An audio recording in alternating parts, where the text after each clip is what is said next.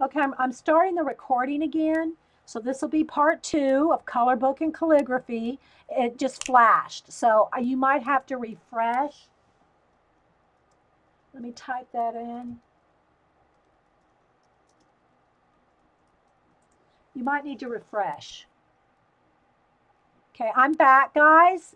I see the chat, but you might have to refresh.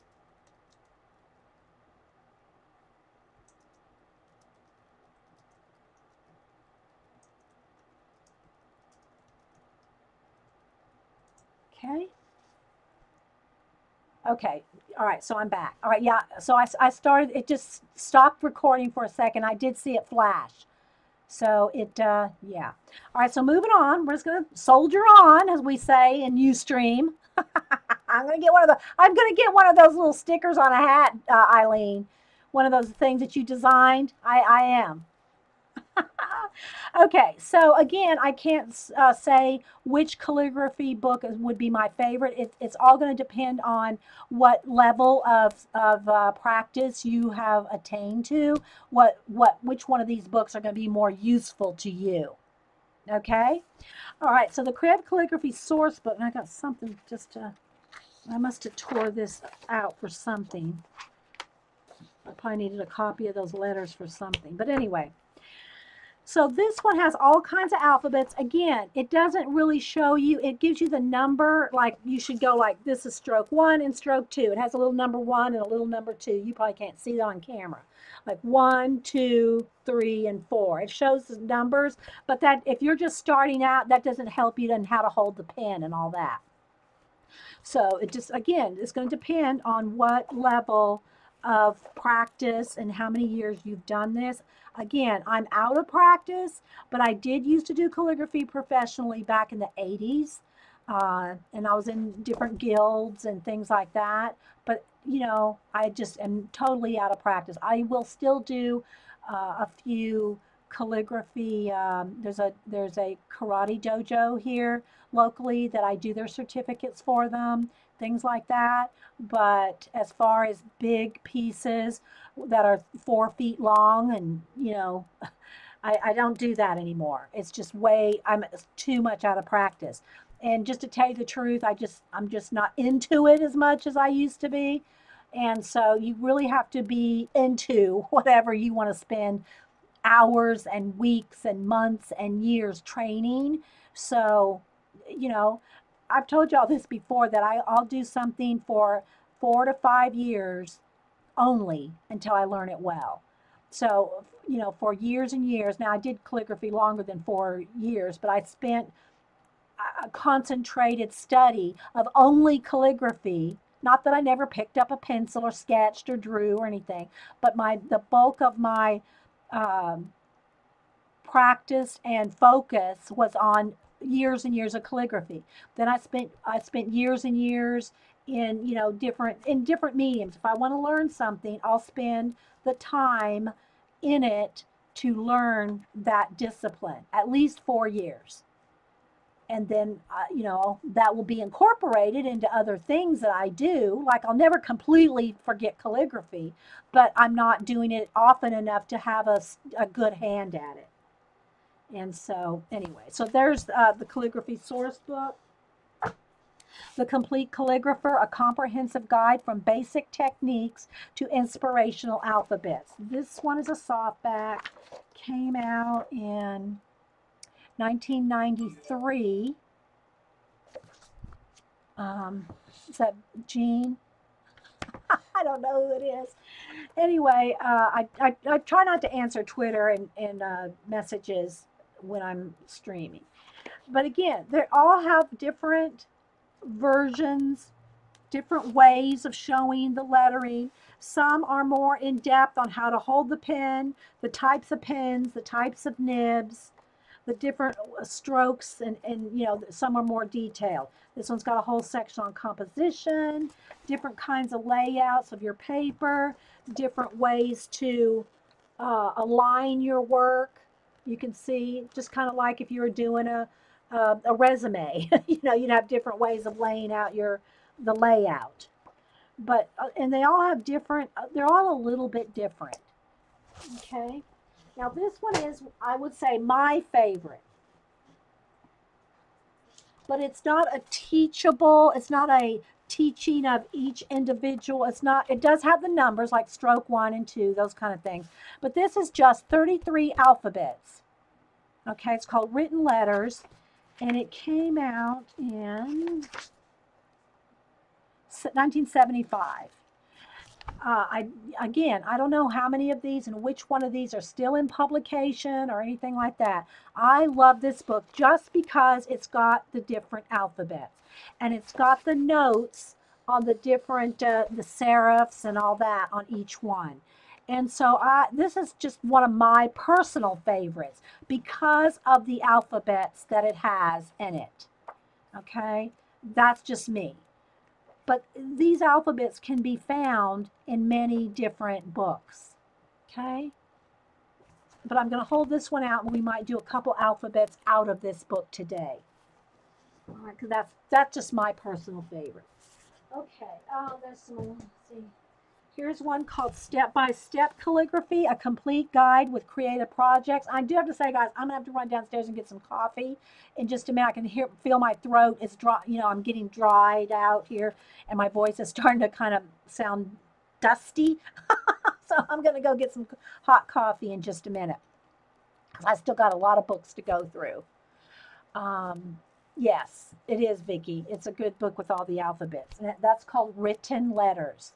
All right, this is step by step. Again, these are with creative projects. So if you want to do some calligraphy, but you want to know how to use it in something, this has different kinds of projects in doing banners and you know, of course it does go through all the letters and stuff like that, how to hold the pens, your different materials and all that. But it has a few, not a ton, but it's got like cards, how to do cards, place cards and bookmarks and, you know, menus. I'm trying to remember what calendars. And so it shows you a few different kinds of projects to do with the calligraphy. Okay, some cartography. You can do what's the you know, your not shields, your family crest, things like that. Okay, I've got to go get some coffee, guys. So just hang loose. If you're watching the recording, just fast forward in a second. Give me a minute, guys.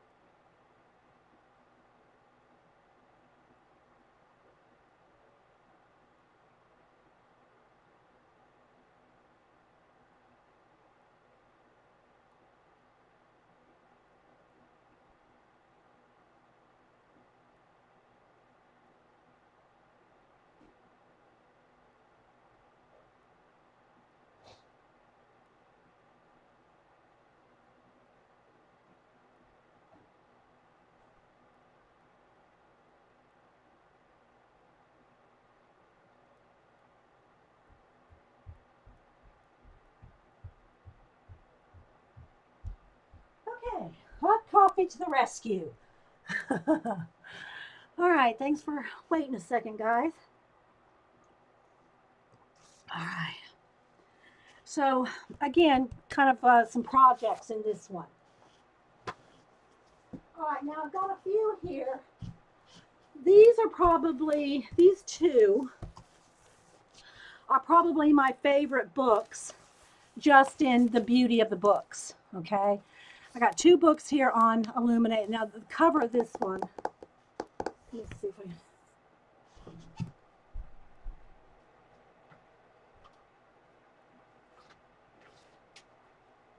just for the purpose of the history and eye candy.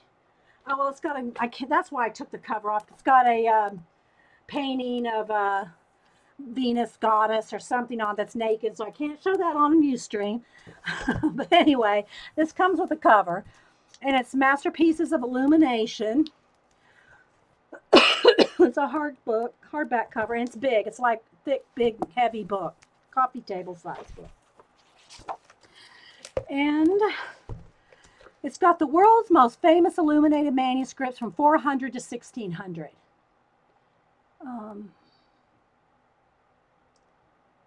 Yes, I have seen his videos, Romney.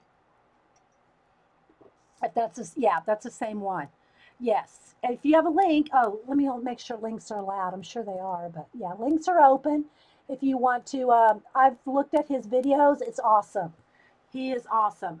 She was talking about master penman Jake Wiedemann, and he's one of the 12 in the esteemed category, and the youngest master in the world is only 19. And he comes from a family of calligraphers. So yeah, I've seen his YouTube videos. So yeah, y'all check that out. So anyway, these are just absolutely gorgeous. I have all kinds of things with Post-it notes in it, but they're absolutely gorgeous, illuminated manuscripts. It's more the illuminated parts than the calligraphy parts, although they do have some of that in here as well. See, you can see the calligraphy, but it's focusing on the illumination. So you can see how detailed and inspirational and just beautiful. And it goes through the history and different cultures. Of course, most are Christian, but there's some different ones in here as well. And so you can see the beautiful, I mean, it's just awesome. I mean, and if you've ever seen any of these in the original and like in the actual books themselves, like I said, they literally glow with the color and the gold and the parchment. They're just gorgeous. You just can't even comprehend how they look. So here's an inspiration right here for all of us that are going, well, I don't have it yet, and I don't know if I'll buy it, but Dilutions has a new black paper journal. I guess it's cardstock. Now I've got tons of black cardstock, and you can get art paper that's, the black art paper. So I don't know that unless you really, really wanted a full journal, all with black paper, but just FYI, Dilutions, Diane Reevely. I know I get her and Dina Wakely mixed up. Diane Reevely's Dilutions book. She has a square one. And that's the only reason I would really like it, is because it's square. I love the format of 8x8 and 9x9 square journals. I just like that format. But anyway, seeing this black here just reminded me of that journal that's out now. So you might want to play with something just with some black. You can buy a pack of black craft paper at Michael's for $2 for 50 sheets of cardstock. Okay. But anyway, so this is my favorite as far as just eye candy, reading the history of each of the manuscripts. They give a little history of each one. So it's just informative and beautiful.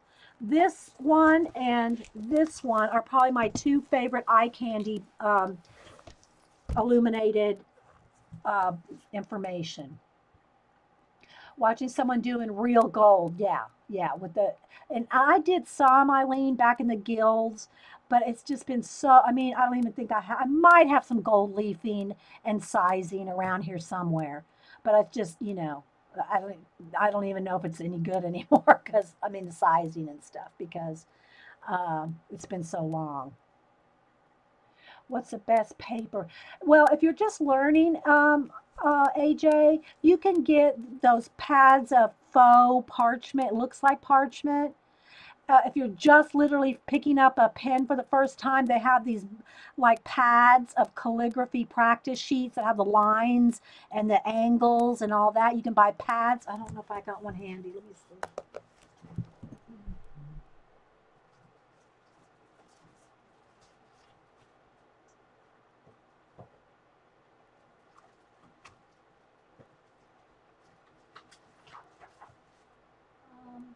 don't have, there's a beginner pad that I have somewhere. But there's also, there's just different kinds of paper that you can buy for calligraphy. Here you can buy, I don't know where you buy this anymore. I mean, you used to be able to buy this kind of stuff at Hobby Lobby and stuff. I don't know anymore. This is like a 12 by, let me see. It's a 11 by 14. 11 by 14, like faux, it looks like parchment. But this is excellent for doing commission work on. If someone just wants a prayer, a psalm, a little quote or something like this, I use this all the time for that. But I haven't even tried to purchase any for the longest time. So I don't even know, I think you can get it in a pad, half of this, something like this size. But I can't even tell you where to buy it anymore. But I still have a lot of it.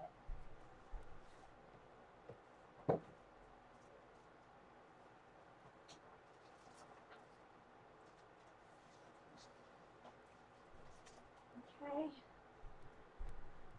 But there's like just, and you can probably get printables now. You can probably just print out practice sheets that have the lines and the nib angles printed on it for you, depending on the letter forms and all that. You can probably just look online for printable calligraphy practice sheet printables is what I would Google.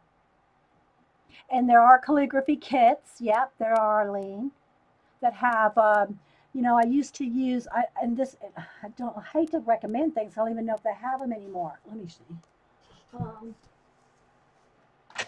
Let's see where I put them. Do I have them in here? Yeah, these kind of pens. These little fountain pen type, these Schaeffers, I have tons of them. I think they're Schaeffer. And they're the kind that have the, let me give you a warning though on these. They come with a kit. You used to be able to get 3 nib sizes with one pen, and then you can just change out the nibs. And they come with the cartridges, which I'm sure these are all dried out. They come with these little cartridges that you can replace. But let me tell you, unless they've changed the formulation, this ink is not light fast. And I mean, when I say light fast, I mean even keeping it out of the light. Now, again, I'm talking 15, 20 years, that the ink will fade. It will fade whether it's in light or not. Some mediums will only fade like they're in direct sunlight for a lot of years or something. These fade, the ink does. So I would recommend this for practice, for just practicing your calligraphy, because it's real handy. You don't have to dip anything. It just flows, just like a fountain pen with the cartridge, with different shaped nibs.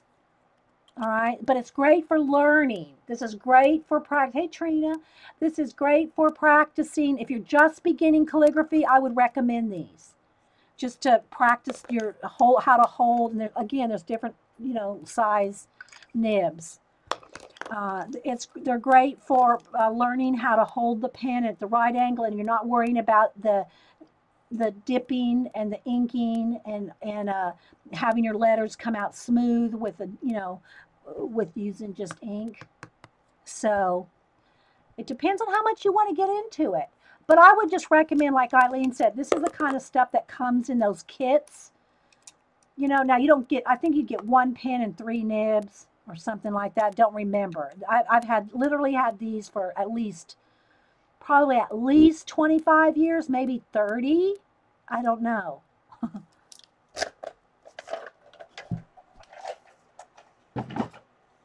Okay, so this is the other one that I love, and it's the illuminated page, 10 Centuries of Manuscript Paintings. Okay, again, and it's Janet Backhouse.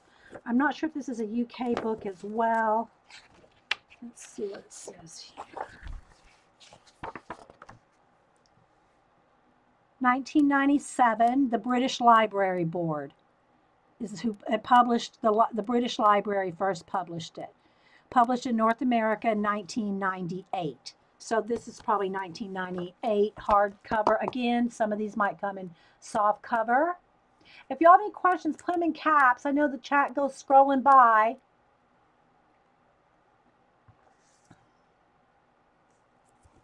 So again, this is an absolutely beautiful book with history of each individual piece, who did it, where it came from, the city it was produced in, the country, and it's just absolutely beautiful. Eye candy if you are a calligrapher.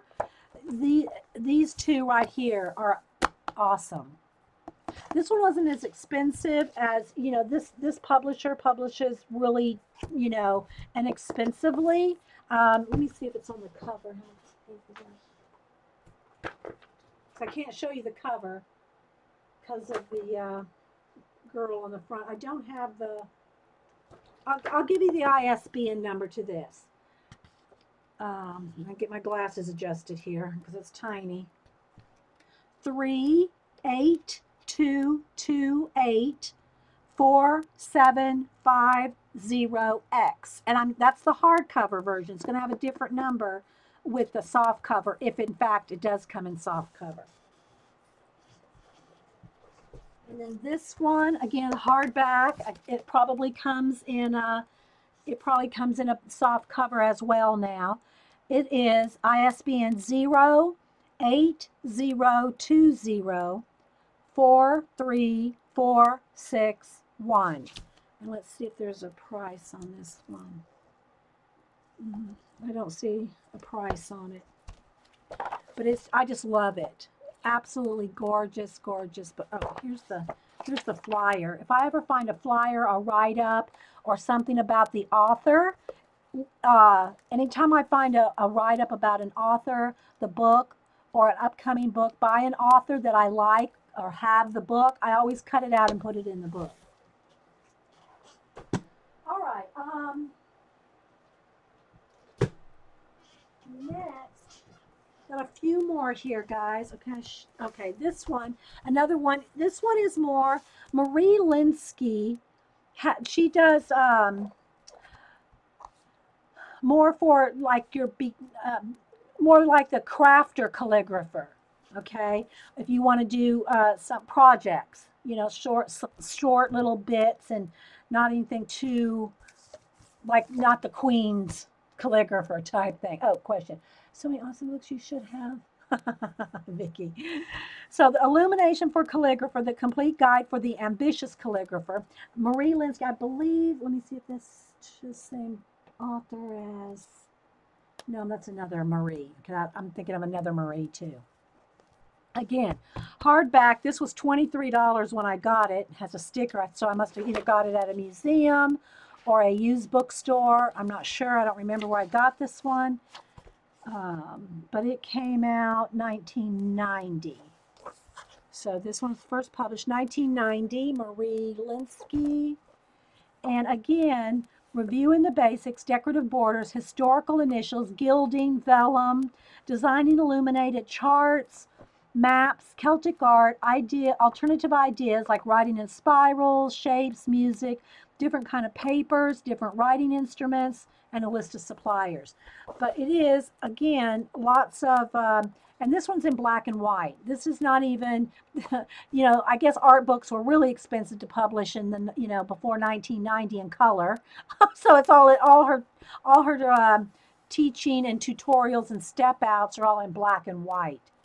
Okay, so, but she shows, you know, how to lay out all the different kinds of layouts, how to do the different types of borders around the whole thing, a side, a top, a bit, you know, letter forms. And so it's a good in-depth. So she has just the color finished pieces in the middle. All her step outs and everything are in black and white. All different kinds. This would be great for Zentanglers, how to do different kinds of knot work and stuff like that, which I'm sure that's where Zentanglers first got the ideas for Zentangling, was from all the knots, borders, and different types of, these are the kind of knotting and designs that you use in calligraphy and illuminated lettering. So everybody's sharing links for the pins and stuff. Okay, so anyway, again, it's got, different kind of smaller projects, how to do a little bit of knotting, and so that's illumination for calligraphers. I think I've seen this out in paperback or soft cover. Again, I'm not really out looking for calligraphy books anymore, so I don't really know what's out there, what's new. Yeah, I mean, I'm sure there's new things out there. Okay, I'll just show this. Okay, illuminated letters, paint your own.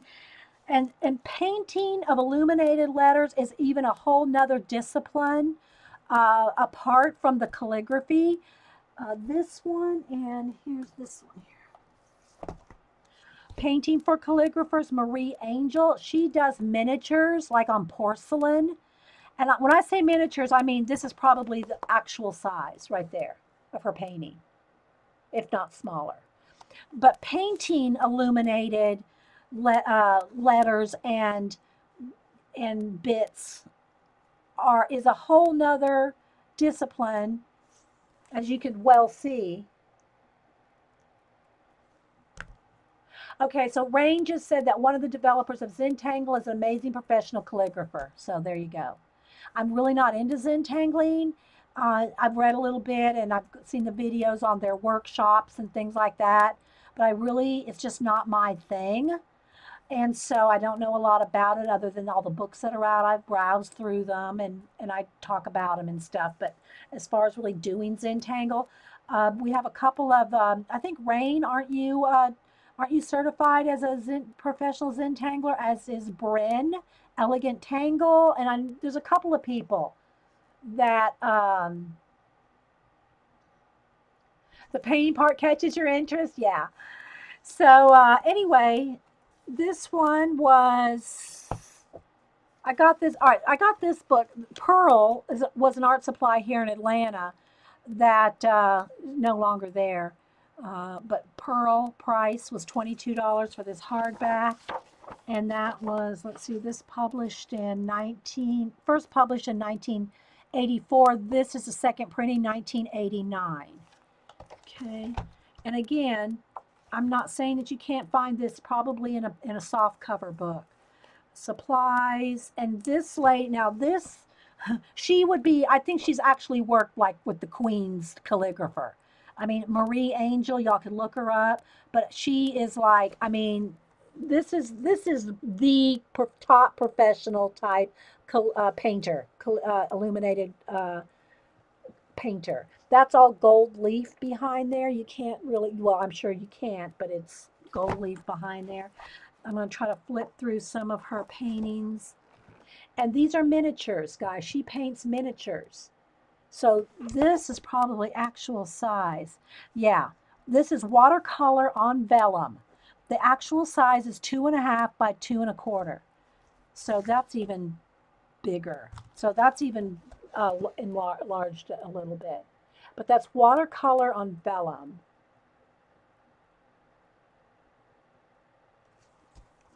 Yeah, yeah. CZT certified. Yeah, Rain. I thought you were Rain. So it has all the different color, color wheels and color charts. Some of the, again, this is not for beginners. This is not for you just to, I mean, I never say never just pick up a pen and try something. You're never going to hear me say that. But you will hear me say you will not get to this. You'll not be able to paint like this miniature Siamese cat the first time you pick up this book and a pen or a brush in this case. I mean, let's just be real. These, when you dedicate your life to one artistic discipline, whether it's music, writing, whatever the craft or art that you do, you just can't expect to be this good unless you're born a prodigy, which is rare, and as they say, rare as hen's teeth. So you got to be realistic. If you want to work toward these goals, nothing wrong with that. But you have to put in the time, the discipline, the classes, all that. It just doesn't just happen. So again, beautiful work, watercolor on vellum.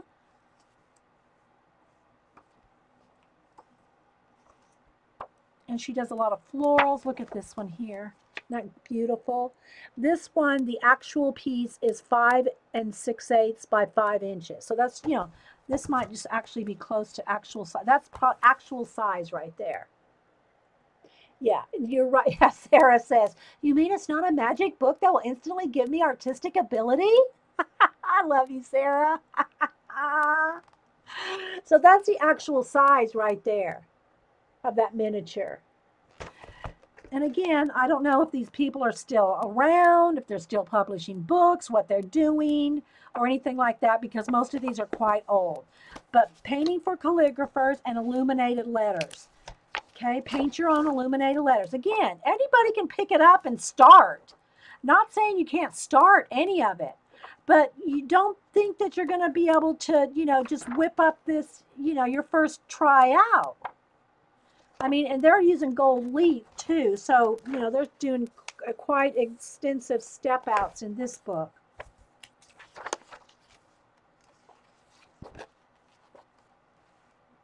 Okay. But this is another one, a beautiful, illuminated, hand painted. See how tiny there the brush and everything is? Now, we can do something like this with some color pencils. We can, we'll see how much time I got to kind of get crack-a-lacking here through these books if we want to do any calligraphy or something. But I can show you you can just sketch this out and do it like you would a color book with your color pencils and your acrylic paint. But if you're doing it on, as an illuminated letter on your parchment or vellum, it's going to be here. See? It's not something you just whip out in one sitting in a day. But this one's very, look how tiny that brush is.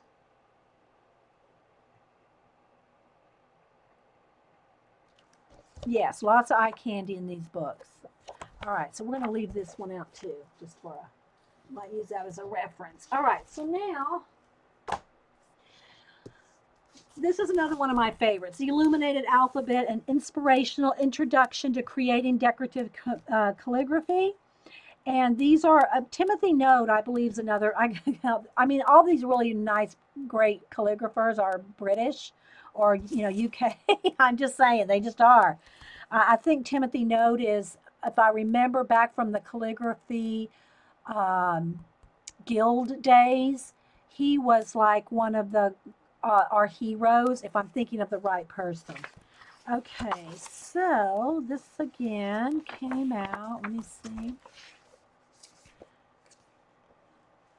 1994. So this was 19, and this was a gift to me as a hardcover, and I think that's when I actually got it, in 1994. Again, it's very in-depth, how the projects work. If you want, this would be my first recommendation for eye candy book, would be this one. It's a sizing. It's kind of like a glue stuff, Whippy, that makes it stick. And there's different ones and nowadays they don't use, the same stuff that they did back now. You can buy jars of stuff, gum arabic and different, oxgall and the mixing and, you can probably just buy calligraphy, gold leaf glue. I don't know. Yeah, you could, Trina, but if you're doing a parchment paper calligraphy, you're going to want to paint it. Probably, not color pencil it. Not saying you can't, but you're going to go through a lot of work to do a parchment in hand-done calligraphy. You're probably not going to want color pencil. I wouldn't. Not saying you can't do it, okay? I did see in one of the books that I flipped through, they did some sketches. They sketched their designs out in color pencil to show you the color, just so you can work out your color combinations. Rather than just guessing at what colors you're going to use on a piece, they use it as a thumbnail or a sketch. They use color pencil to sketch that out before they actually paint it. Yeah. So again, though, a lot of history, some different samples, different brushes, here's showing you how to use the gold leaf and all the different ways to do that. That was Hubster texting me. He enjoyed the lunch I made him this morning. So here you can see different stages and different washes and different, you know, I mean, but this is a beautiful book. It's got lots of inspiration. It's got tons of inspiration, little bits like some, you know, some drawings, some color bits colored and then taken to the next level, lots of alphabets. It's a very inspirational book to me, and it's a beautiful book. So you can see here all the different steps, and they actually did some kind of a gold paint. I mean, it's actually a little bit of gold shine to indicate that that's gold leafed. It's not showing up on camera, but yeah. So it's just a gorgeous, look at that letter right there.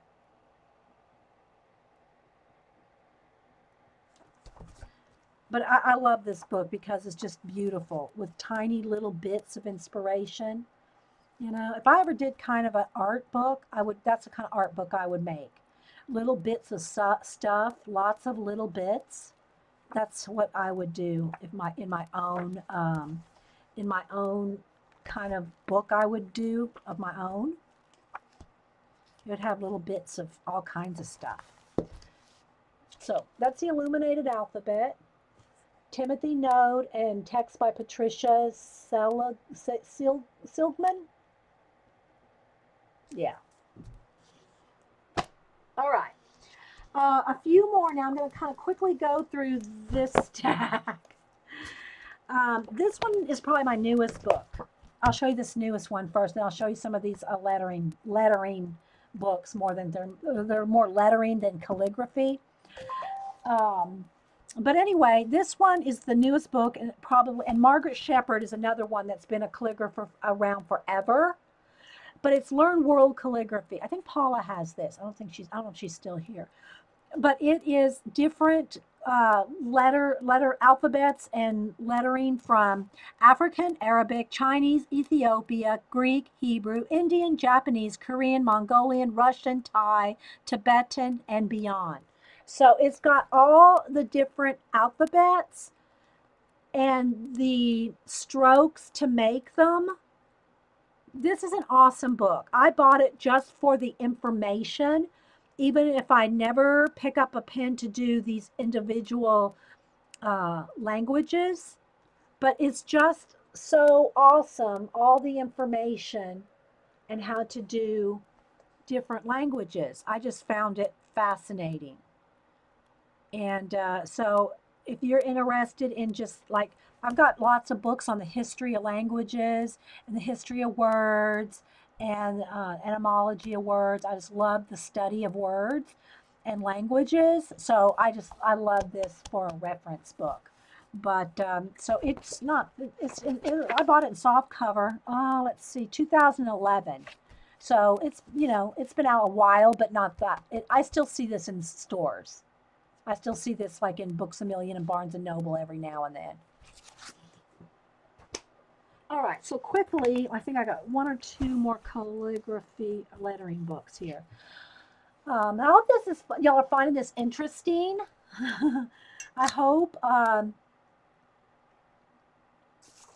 right, this is the art and craft of hand lettering. Again, some projects. It has lettering forms and tools, and this is again a hardback. It was $24.95 originally, and it's got like some projects, like some books and note cards and different things like this. This one came out in 2004. And again, this one, it, of course, has all your basic supplies and all that, but it has a little bit of brief history, writing surfaces, preparing to write, how to slant. You know, it's best if you know, actually the way I do it on a flat surface is not your ideal way to do calligraphy. It's best to have it at an angle, but I'm just, I guess just because the way my vision and my glasses and everything, I just see better when it's flat, but anyway, so it's got lots of different letters, projects, different ways to, you know, do just some small art projects. So again, it's one of those kind of things. You just have to kind of look through it and see if there's something addressing it. Envelopes, weddings. That's something you don't want to do unless you have a lot of patience. I've done it. Wedding. I did my mom's. I did my mom's when she got remarried. Her invitation. Now I don't mind doing it for my mom, I gotta say, but you know. Yeah, there are different, and I'm just showing you, I just picked up one shelf. Not even, I don't even think it's a whole shelf, Vicki. All right, so here are some that are more like for crafting, and Patricia Carter has quite a few different ones out. These three here, and you can still get these at Hobby Lobby. They're, you know, much more simpler, basic kind of borders and illuminate. See, very, you know, I don't want to say very simple because none of it's simple, but much more simplistic than some of the, you know, other ones that I've shown you. So if you just want to do like one little quote, a card, you know, this is a great way to practice all this, is on just some cards. Illuminated calligraphy, illuminated designs. Again, there's some floral motifs, different sea creatures, hearts, valentines, and these are probably like, I think I saw 1994 in there. I think these first published 1994, republished 1990, so they've been out since 1999. At least that one has. I can't remember which is the first one. This one is 1991. So they've been out for a long, long time, but they're still, it's the kind of stuff that doesn't go out of style. You know, calligraphy, letter forms, and, you know, floral design. This stuff just doesn't, like, it's not trendy, you know. It's, it's, if you're going to be into calligraphy and letters and things, it's like forever. Okay. And then this one is hand lettering for decorative artists. Back in the folk art days, when people were painting a lot of folk art, you still had lettering a lot of times on your folk art projects. So I think this was like decorative painting. See, Jackie O'Keefe, I believe she even had a line of paints herself, a folk art painter. But she, this is for, like, you know, look, painting on these wood boxes, things like that. So you can kind of see. It's got the different scripts and everything, but I think she pretty much gets into how to paint them on projects. See? How to do lettering on painted projects back when folk art was like all the rage, you know? You see? So, and I know some of y'all, Eileen, remember folk art days. Let's see when this one was published. 1998. Okay. Creative lettering, Becky Higgins. Y'all know Becky Higgins has had, she's had a few different, not just, this is before, you know, scrapbooking, okay? And different kinds of, she has, she also has a little, not a calendar, kind of calendar size kind of book. I don't know where that one is. I think it's downstairs. But Becky Higgins has been around a lot. You know, here's some scrapbooking things back. Let's see, when was this published? You can tell by the way the scrapbooking looks. This is 1999. Okay. Haven't seen her since CK stopped. Yeah, so this, you see, this is 1999. But she has a few different books out on lettering. Some, I think she had some books with CDs. I don't really, it's not coming to my mind right now. But this is decorative lettering. It's really not like, you're not doing calligraphy. You're drawing letters. So it's like, you know, see what I'm saying? You see what I'm saying between the difference between calligraphy and lettering?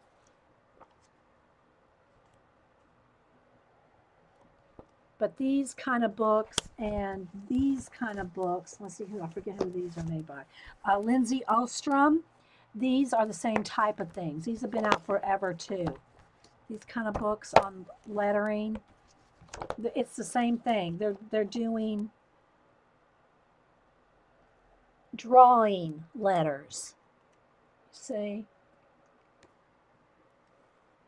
Rather than using a calligraphy pen and writing letters.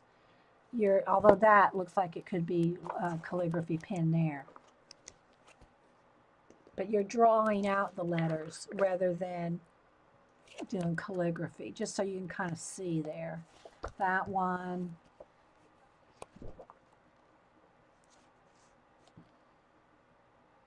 A lot of flourished. And there's somebody else, and I don't have the book. Who is it? Somebody Sharp. What's her name? Joanne Sharp. Joanne Sharp has the newest one of these type of books out that I've seen. What's it called? Somebody tell me. Is it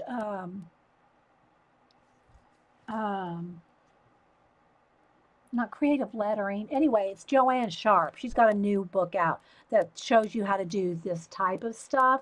And I don't have it. I've glanced at it in the bookstores, but you know, does it look like I need another lettering book? Yeah, Joanne Sharp.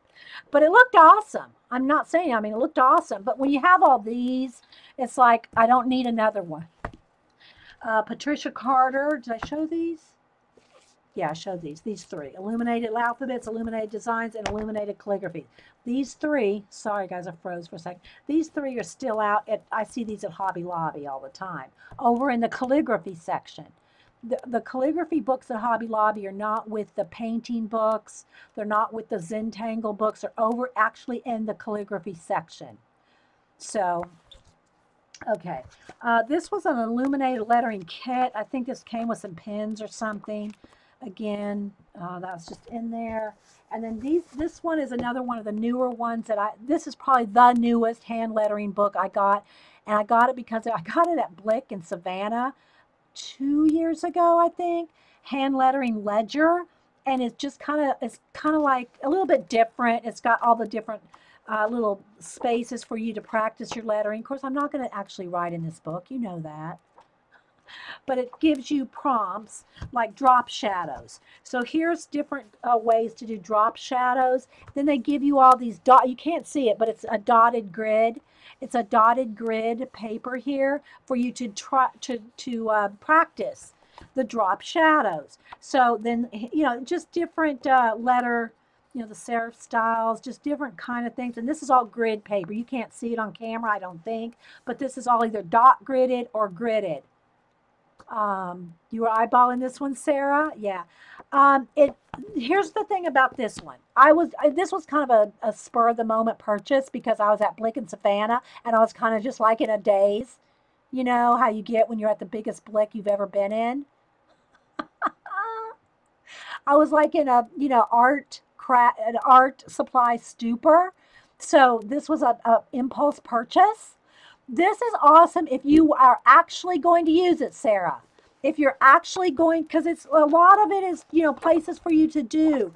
The first half of the book, let's see here.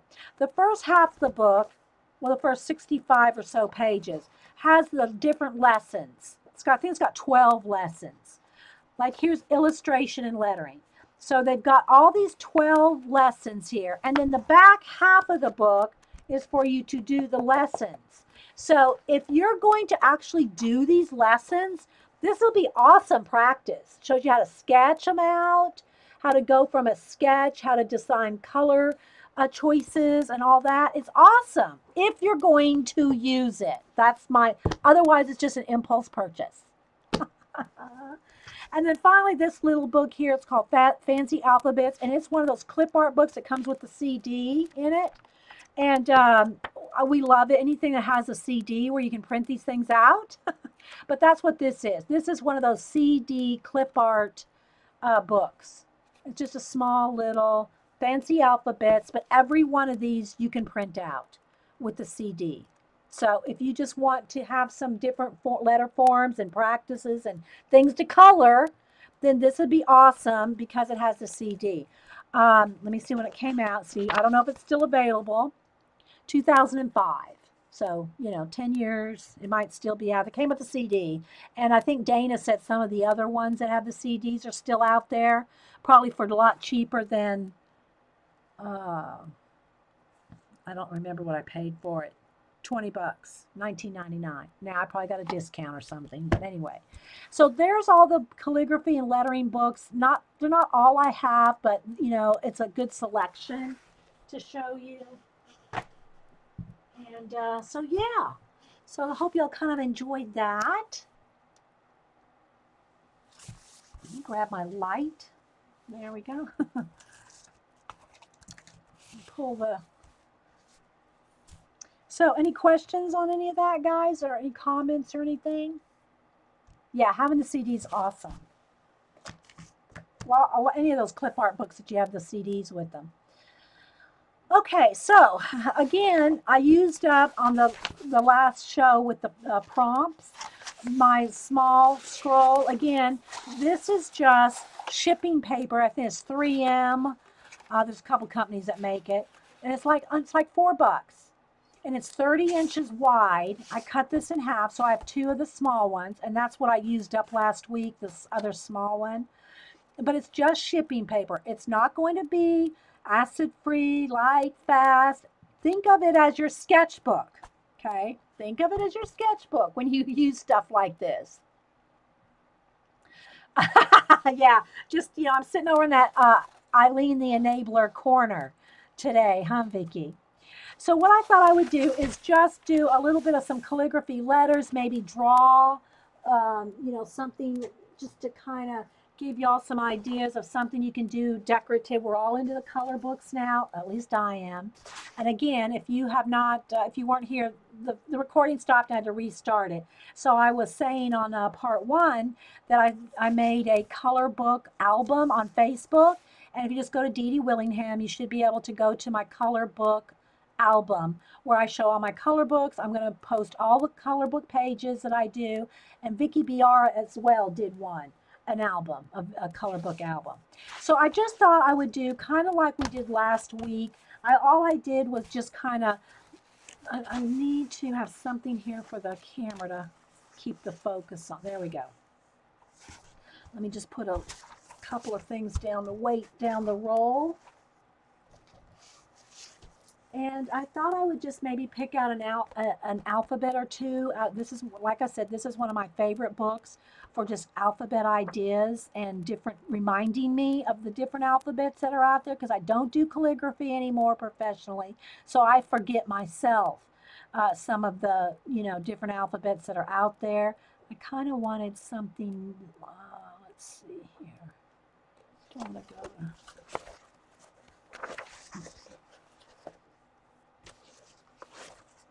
that fancy, or just something kind of like we did last week with just some straight, pretty basic lettering. So I'm just going to kind of flip through here, and I'm just going to show a different, I got 3 sizes of nibs pulled out here.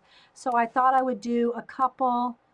Let's just go with a basic, like maybe that one. There's the uppercase and lowercase. Maybe we'll do the upper and lowercase. And then, and with different nibs, you know, with the broad nib and the thinner, you know, let me show you. So I picked out 3 different ones here.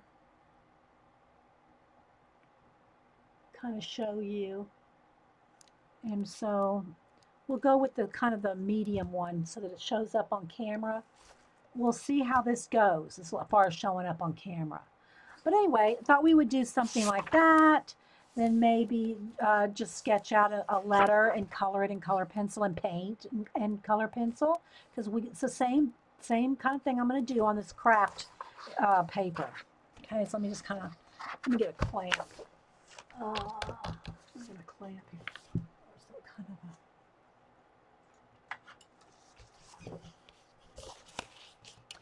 I think let's do uppercase and then we'll do lowercase. All right, so I'm just going to set that up there. Hopefully we're in focus. Any questions or anything? All right, so again, there's a way, and I'm not going to get into all the technicalities of making your letter forms, but you can measure, let me count some ink. You can measure your height by the size of the nib width. Like here. Let's turn this way so I can drag it through. Oh wait, before I do that, let me draw some lines. I'm gonna try to stay. Let me try to measure here the camera. Let's turn. I think that's good. Okay. But my camera might be a little crooked. It is. But what you do is you can take, for instance, 5 nib widths. Okay, so like 1, 2, 3, 4, 5. And there you go for the height of the, okay, I got some ink on the handle. Hang on, guys, let me get a baby wipe.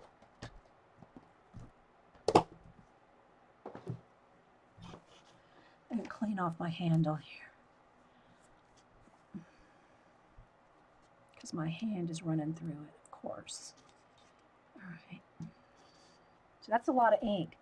Just on that handle, just touched it. Just touched it with the ink. And then, so that's how tall your letters would be. So that's about, it's not at 1 inch. So let me just come down here. So my paper is not straight. My paper is not. The roll, when I cut the roll, I wasn't careful to cut it perfectly straight. When I cut the 30-inch roll of craft paper in half. So this looks like, see it comes up right there?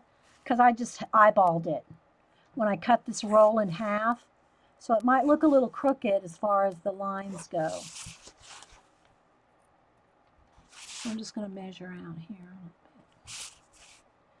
I'm just doing this real quick just so you can have some little samples. If you have any questions, I'll try to answer them. But, you know. All right. So let's go ahead and just do the uppercase, then we'll do the lowercase. So let me.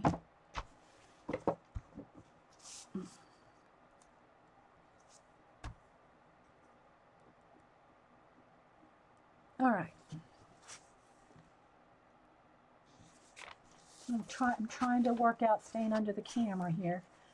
All right, so I'm just going to, and again, I'm not working in the ideal slope conditions, and I'm also working on craft paper, but I think it'll show up. Am I close enough, guys? Can y'all tell? I mean, how's it looking as far as, how's it looking for optimal viewing?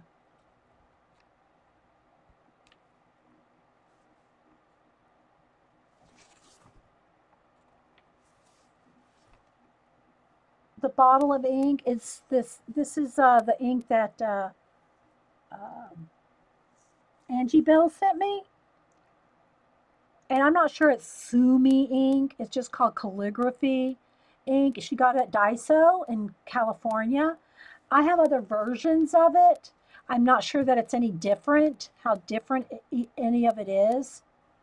And I'm just pouring it out on an inkstone. I'm not grinding my own ink today.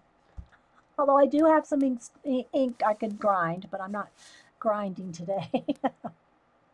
Seems okay, the camera and all? Okay, thanks, guys. So, again, I'm going to do the uppercase. Now, 2 things. One, you're going to see me, which you should not have to do, and if you're doing it professionally, you wouldn't have to do this. But I'm on this craft paper. So you're going to see me go back over a stroke occasionally when it does the ink doesn't go on smoothly. You should not have to do that. In other words, like if you're doing the letter A, you should just do it all in one stroke. There should be none of this. You should never have to do this. Know what I mean, Vern? That's a no-no. You should be able to do it in just one fluid motion. But because this is rough craft paper and the ink is like soaking it right off of the nib, I'm going to have to go over some of the strokes that don't like grab correctly on this paper. But I think this paper is the most conducive for letting you see the letters on without white paper. You're close enough? Okay. So when you see me do that, when you see me do this and see it doesn't go on there, I didn't have my ink you know, it wasn't full, and I go back over it. You don't want, in calligraphy, you should not do that. You shouldn't have to do that. You should be aware of how much ink is on your nib, and you don't have to do that stroke over it. But because I'm on this paper, I'm going to probably have to, but just FYI. FYI. Okay, so just see, look, see how it kind of broke right there? That letter broke, that stroke. So I have to go back over it. You don't want to have to do that.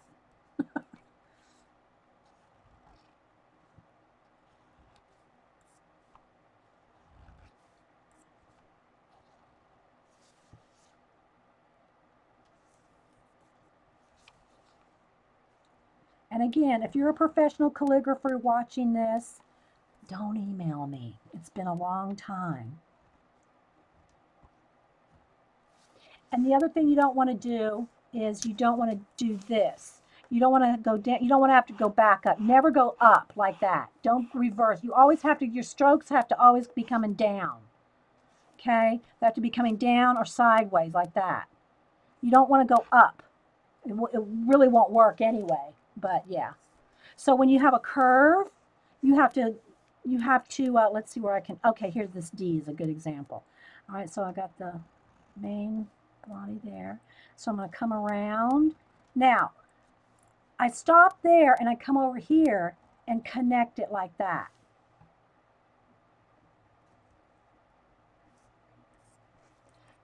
Yeah, this is for like, let me show y'all. I got some.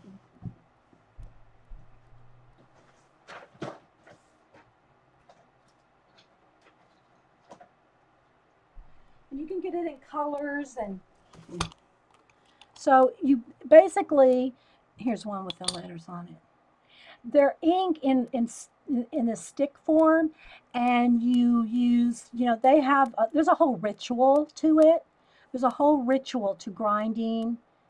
It's like a meditative thing. It's a whole ritual to grinding your own ink and the purified water. And I mean, it's just like a whole thing if you're going to be, you know. But anyway, and you can get it in different colors.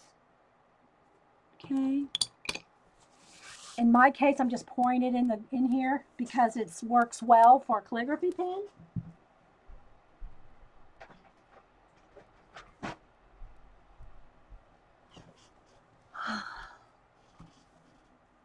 Okay, so I'm just, see how you can see the ink in there, and all I'm doing is I'm just like pulling it, my nib through the ink and picking it up. Okay, where was I? Okay, so anyway, let's keep going. Again, so see that it didn't go onto the paper, so I have to go over it. You don't want to have to go over it.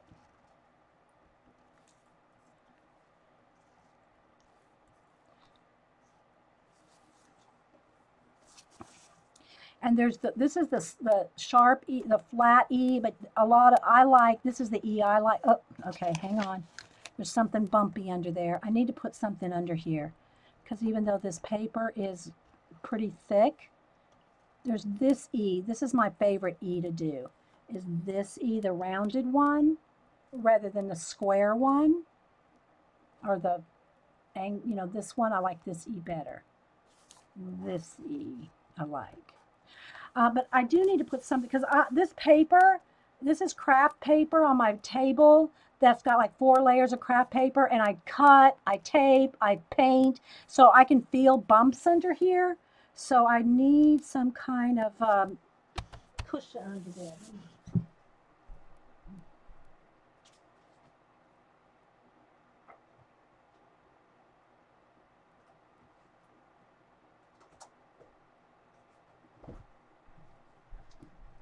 Now, if you do something like this, whether it's in a color book or on, you know, when you put something under, you always have to, the best thing to do is have it sticking up out the top of your work, because if I just put this piece of chipboard like down there, I'm not going to know where it ends, and I'm going to make a bump right there. Whether you're coloring with just a piece of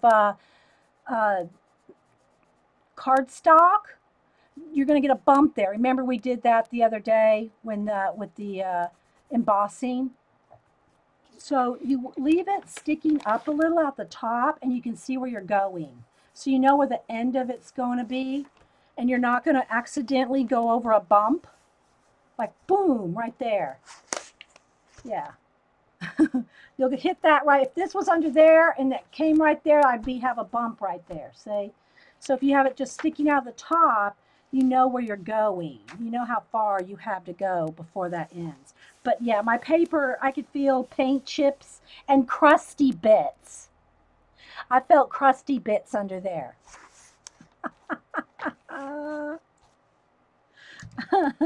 Okay. So anyway, and the same thing with, with all the letters, you can there's all different kinds of ways you can do them. If you're doing a specific alphabet or something and you really want to practice them or whatever, then, you want to keep your letter forms like as pure as you can. But it just depends. Okay, a little bit. Especially if you're going to be doing them thousands of times. So this one, the G, you can do like this kind of way, like kind of an angle G, or you could do it like the E and the C, where it's like, and when I do my calligraphy, like when I'm doing, I keep them all consistent, but I don't mind doing fancy stuff. Like if I'm doing certificates or something, I'll do something like, I don't mind doing something like a fancy, something like this.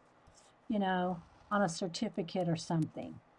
But you always want to pencil it in, especially a certificate, like the reason that the karate dojo hires me to do the certificates is because they're huge. They're big, certificates, and they don't fit like in your standard printer or anything. You can't just print this stuff out. So I always pencil it all in lightly. And again, I just use a light pencil. And I'll pencil everything in. Now, I won't necessarily do, exactly the thickness of the letters, but I know how thick my letters are going to be. So, well, I can't do it. You won't see it on there. But I know the space. I know how much space each letter takes, so I can pencil it in. And if I want to do any fancy flourishes, because what happens is, especially if you're doing a certificate, you don't want to do this fancy G, and then the date needs to be right there. You don't want to do a fancy drop letter and then that's the space where the 2015 needs to be, because then you're in trouble there. you know? Yeah. So, and again, for H's, even capital H's, sometimes it's just like this kind of H. But, and again, see how my letters are going like that? It's because I'm not sitting directly in front of it. So that's another thing. You have to be aware. Of course, I'm on camera, so it's not as, I'm trying to fit this into the camera where I should try to fit the camera, But see how it's starting to tilt? If it's right in front of me, I won't let that happen. But because I'm going like this off camera, it's, yeah. But anyway, another H that's even for a capital H sometimes is like, a big like this kind of H. You can do like this, depending on what you're doing. Same thing for the I. Here we go, the I. And J. I like to do big fancy, like this. It's funny, when I look at the camera, the camera is tilting my letters a little bit. That J is not tilted at all. So I think my camera is kind of giving y'all a skewed view, because this is a little tilty, but this J is not. So I don't know. Again, a K can be really fancy.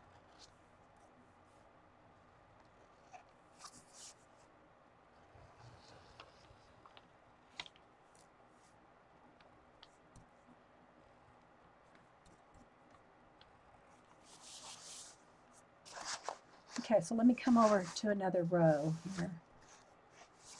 Yeah, that's weird. The camera is tilting my letters more than they are. I mean, they're tilted a little, but the camera is really tilting them. I have no room here. I have to keep sliding things over. All right, let me draw another line here because I don't want to run into those letters now. So I'm just going to go ahead and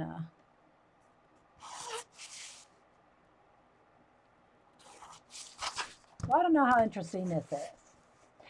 I don't know what this font is specifically.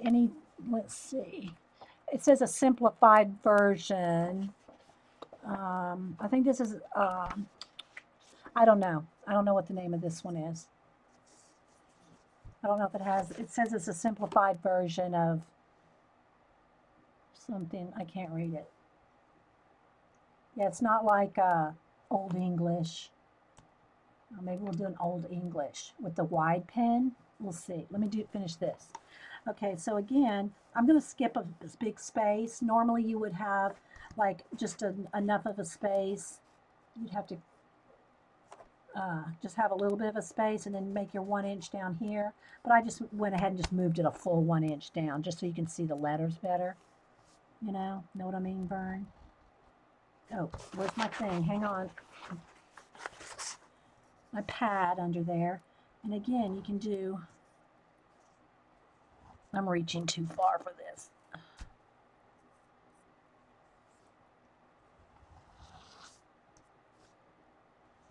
Again, you want to be able to do this in one stroke, not all these that I'm doing. You saw how many times I went over that? You don't want to do that. Okay, and then M is another one. You can do different kinds of M's. You can do like an M that's, oops, I should be going down with that, not up. You can do M's that are like thin and, I messed that up right there. But I like this kind of M. I like, same thing for the W. I like where it's kind of fancy, smancy. I think I need some more ink in my stone here. Like that kind of M. And then on the Old English lettering, so you can put the little cute little fancy little things on there. Some sort of Carolina. What did you write? I'm sorry, I can't read it.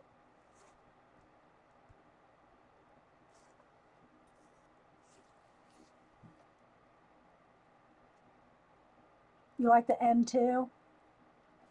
All right, same thing for the N. You can do this kind of N where it's like, you know, the thin ones like this. Or you can do the rounded one. And a fancy thing there. Again, guys, please remember, I am out of practice. But y'all, a lot of people are requesting me to do some calligraphy. So now you're making me have to get back in practice. And the O is like half of a O this way, and then you go the other half from the top. And that's how you get those thin areas like that.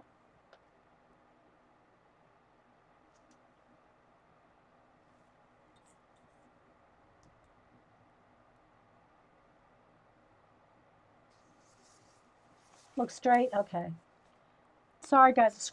Things to scroll off the chat before I can see them. So, uh-oh. See, look.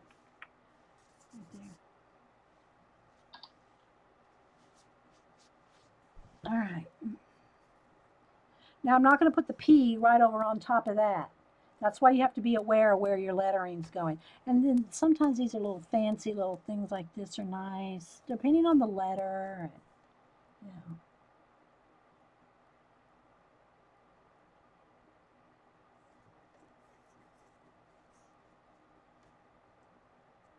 If there's anybody calligraphers here, speak up.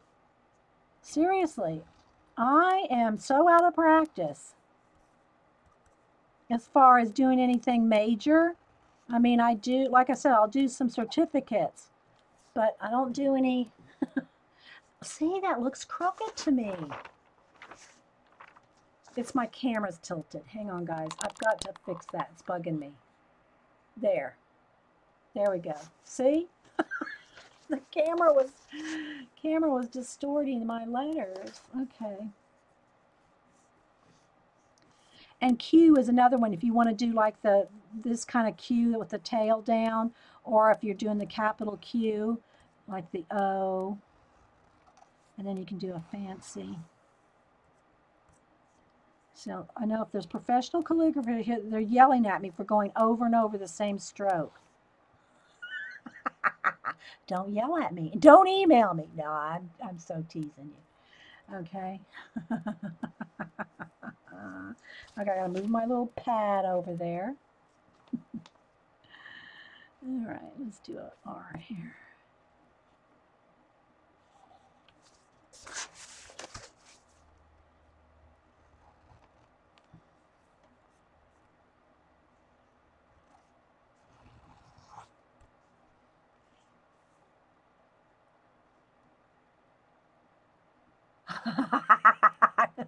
Letter and dip pen torture. I'm doing this because I've been requested to do it, guys. Seriously. It's not like my favorite thing to do anymore, okay? And I have to keep moving everything under the camera. Okay, I need some more lines. Here. You girls crack me up.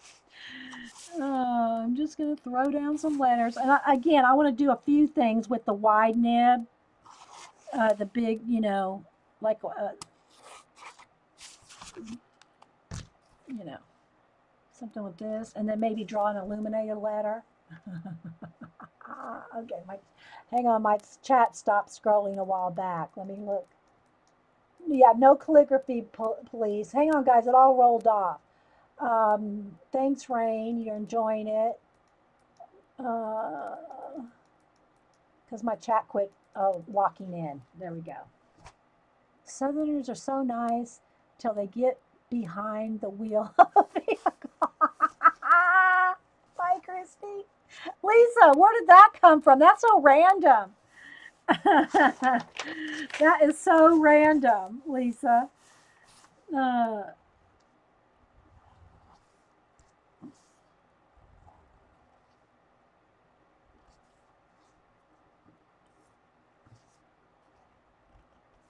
And then you can, again, do fancy little...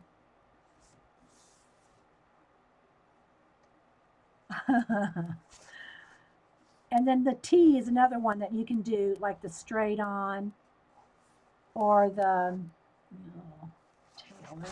or the rounded kind, which I like the rounded kind.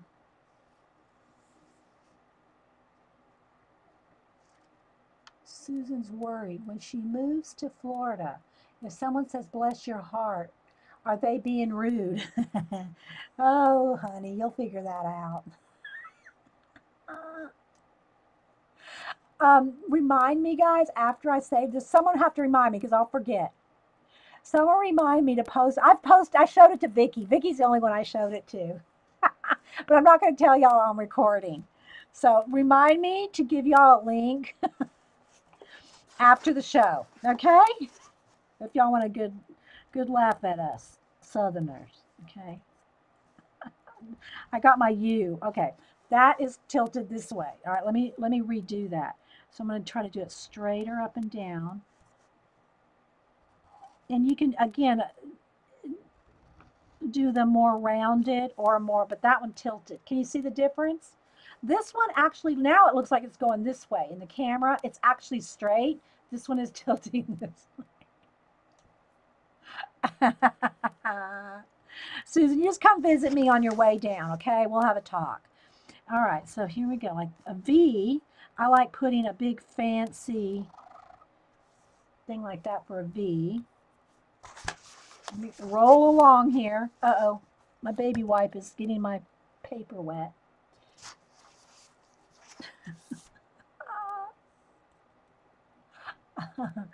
Okay, and W is another one you can do. like straight. You can do a couple different ways to do a W. Oh, I needed to tilt that one. All right, we can do a W like this. Oh, nope, that needed to be straight. Cross that out, okay? Okay, you can do a W like this. Hang on. No, I did that one wrong too. I needed to come all the way down. No, that was right. I just didn't come far enough down. See, I'm forgetting. There we go.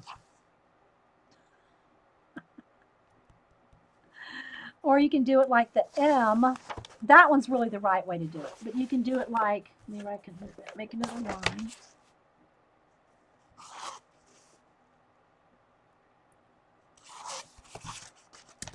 Like this. Let me make sure my cardboard's under here.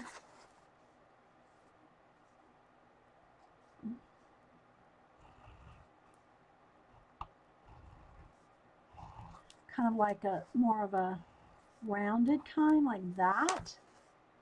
Or you can do a pointy one like that. Hi, CB. Again, guys, remember, this is just for play. I am not a teacher. I'm definitely not a calligraphy teacher. Okay, and the Y, let me make sure my cardboard. The Y is another one that you can do a couple different ways. You can do it like this.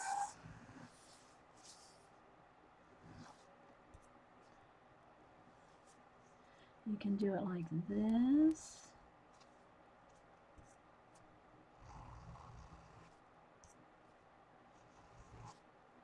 Okay, I'm out of ink. That's what it is. My stone.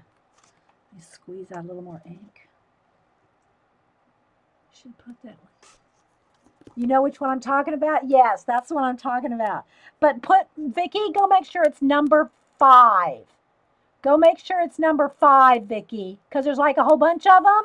Number 5, if you can find that. And don't email me. Don't anybody get offended. There's a couple cuss words in there. Don't anybody email me. It's just something funny.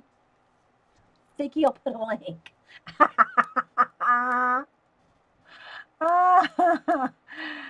Yeah. Okay. See, now y'all are all going to go watch that video. And well, you can go watch it. You can go watch it while we're here. Yeah.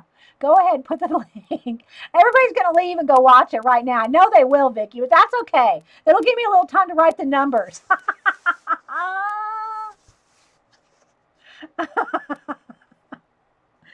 All right. So I'm going to go ahead and write some numbers real quick. If any of y'all go watch it, let me know because it's hilarious. So, but I wanted Susan to go watch it. Susan asked about the bless your heart. Yeah, either way, it's fine, Vicki. But yeah, I was thinking of Susan.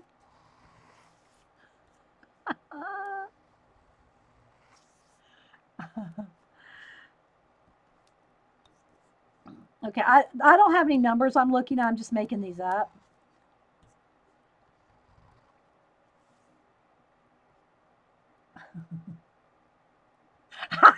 Vicki says Susan's going to be a nervous wreck. Oh, my goodness.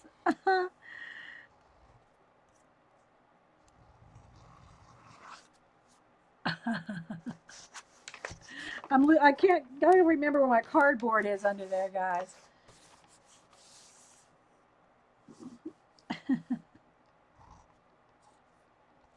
Let's just put it this way. We Southern women can laugh at ourselves. And we can definitely laugh at other people, too. Oh, I forgot the Z. Thank you. Thank you, Paula goes, no Z? I didn't know anybody was paying attention, Paula. I seriously did not know anybody was really paying attention. Thank you, Paula.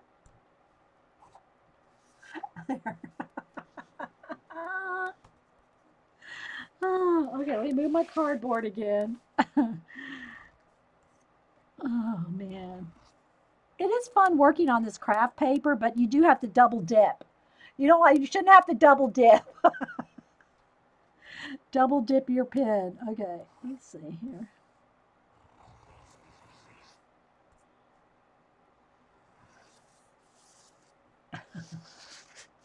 I'd like to know if you're making up those numbers. Yes. Like you would know. Yeah, Angie goes like, we would know you're making up those numbers. Well, you know, somebody might, and I'll get an email.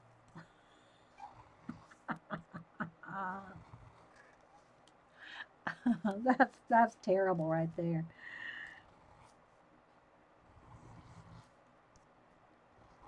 Oh, let's make sure I put a 0 over here.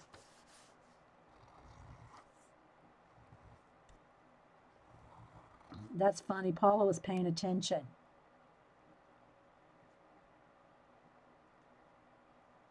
Okay, so there's some numbers with this, and I forget you know what number nib this would be. Okay, sorry, I think it's a quarter of an inch. No, it's an eighth. No, it's a quarter. It's just under a quarter of an inch wide. I don't remember the numbers of the nibs anymore or anything like that, guys. I just picked the one that's going to fit on whatever project I'm doing. You're sort of paying attention, Sarah? You're probably paying more attention than I am. Okay, so let's do a couple large letters here. All right. Now, I'm hoping this is dry. It does soak into this craft paper pretty quickly, guys. So I think it's pretty dry. You can, if you lift it and you can see a shine, you know, it's just a practice. This is just a practice roll. Okay, I'm not worried about it too much. Again, you can always, if you want to, you know, you can put test out your your wid nibs. Your wid nibs. Yeah, just rinsing it out of my water, Vicky. Yeah, you can see I'm not real diligent with my nibs as I am with my brushes. I'm more, because I don't know, I just don't use them as much. All right, but anyway, you can, again, test out how tall you want your letters to be. I'm pretty much just going to like roll with it. I'm going to do the lowercase with the wide. One of these mornings, will you do a portrait on white paper? Yeah, I can, Sarah, but again, the problem with, because my camera, which is the nicest Logitech that you can buy, it's the business model, okay? Does not have light lock. It's hard for me to do anything on white. Even the color book pages, I have to get like right up on it so it doesn't like flash in and out, in and out, in and out. And that really bugs some people. The flashing in and out of the light. It's not the focus. I have a focus lock, okay, and a color lock. But this particular model, which I've watched YouTube videos on and is the biggest complaint, it's the best camera for this wide angle that I use, okay? But white flashes in and out. Yeah, the white does not do well on camera. Okay, so let's go ahead and move on. Let me go ahead and kind of map out a few letters here. I'm going to try to stay all in right in here.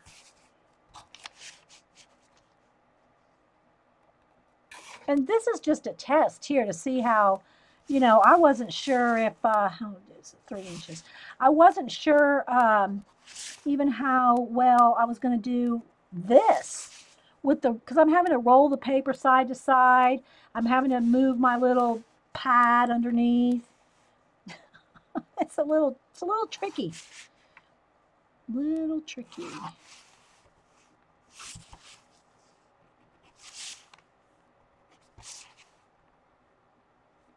So I thought I'd just do a few of the lowercase. And let me go ahead and do them. Let me go ahead and mark out a little bit of space here. Yes, I have camera issues, Sarah. I forgot about your camera issues. Okay, so let me turn the page here and I'm going to find some lowercase. Not that I'm copying them exactly. Like, for instance, I didn't do this E right there. I just did those two E's, but I didn't show y'all that one.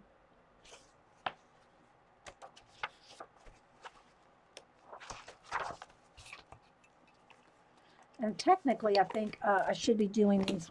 Well, I think that should be 4. It's a little, I'm going to be doing these a little bigger than they should be uh, for a lowercase. They shouldn't be 5. That's uppercase. But anyway, I'm going to just go for it here because I just want to do big letters for you. Hey, Fran. Anybody else popping in?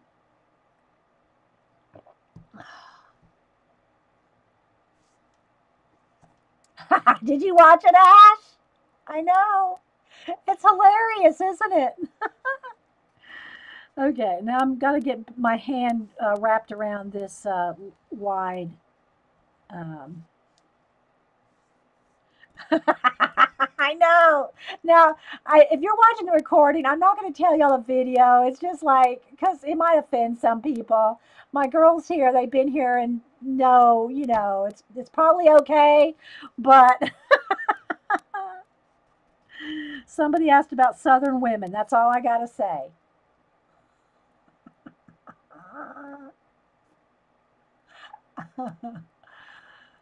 But that was really for Susan Ribbons because she's going to be moving down south. Okay, let me just keep moving on here. Let's get a B in here. And I'm going a little slow because of the paper. I want it to sew. I don't want to have to keep going back over it. Is my thing. If I don't see, it broke right there. The line broke.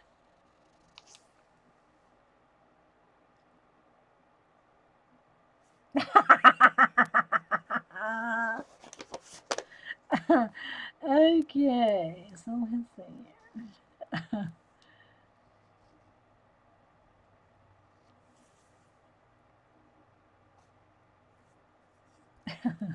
And my D's, this one has a straight on. I like my D's to be curved at the top like this. Again, my letter broke. And that should be more like that. See, I messed that one up. Not that you may not notice, but I do.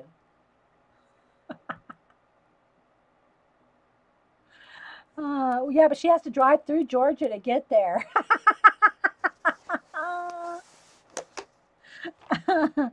She has to drive through to get there. Anyway, guys, I just enjoy hanging out with y'all, even if we don't.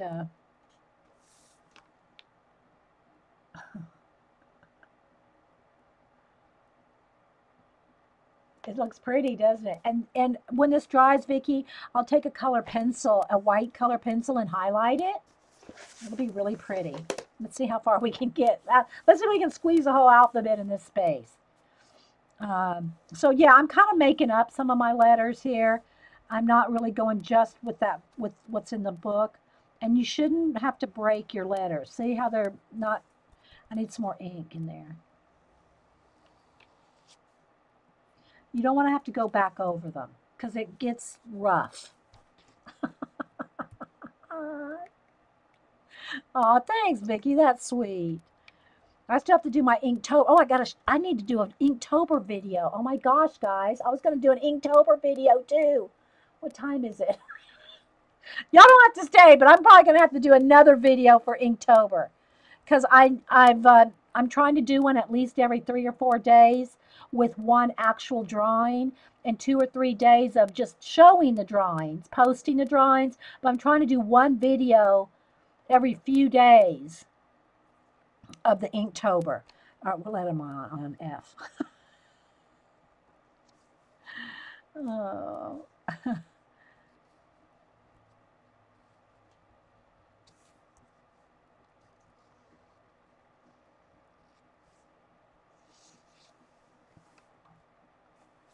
See how that is a different angle than that? Those actually technically, I'm just trying to show y'all, even when I make a mistake, those should technically be on the same plane. You know, all those lines like that should all be going the same way. Even if they're not next to each other, you should know. You should be good enough to have those going the same way. Oh, you think that? I'm thinking of, oh, I think there's time. EF, okay, I ran out of, I want to try to get 2 more letters on here, but I have to pencil in out some lines.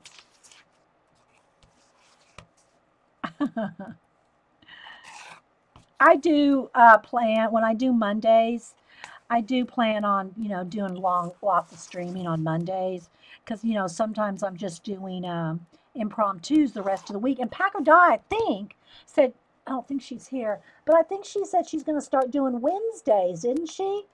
Let me check, see if she's probably running the kids all over the place. But I think she's going to do, said she was going to start trying to do Wednesday mornings. So I don't know, you know.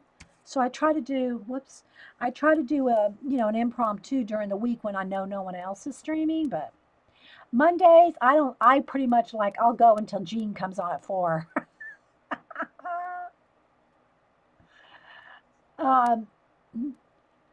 Well, maybe no, but look, see, doesn't that bother your eye? It does mine. Just looking at that right there. If it happened to be right next to each other. Now, you may not notice something like that if it's just a big whole calligraphy piece. Unless you were a professional calligrapher, you may not notice. But look, when they're right next to each other, you notice it right off.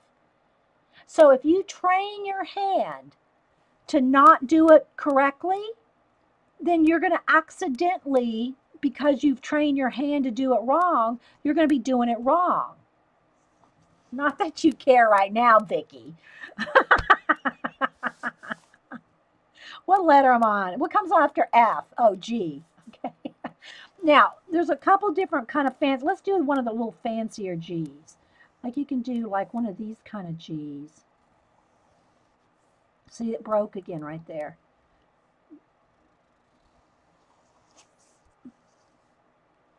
You shouldn't have to go back over your letters because that's more likely that you're going to make mistakes. If you it's going to get feathered. The edges are going to get feathered. If you have to keep going over, so try it. You don't want to do that. You don't want to have to do that. E, F, G, H.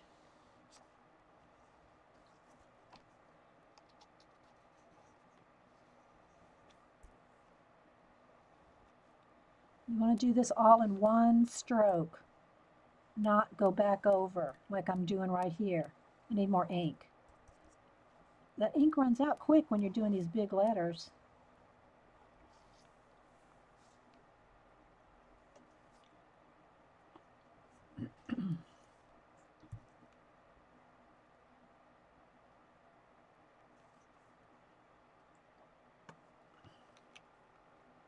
All right.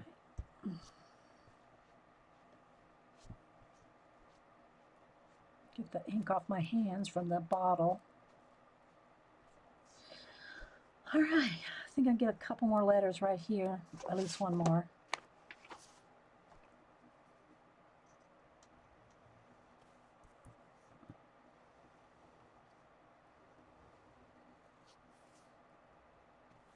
We'll go to J.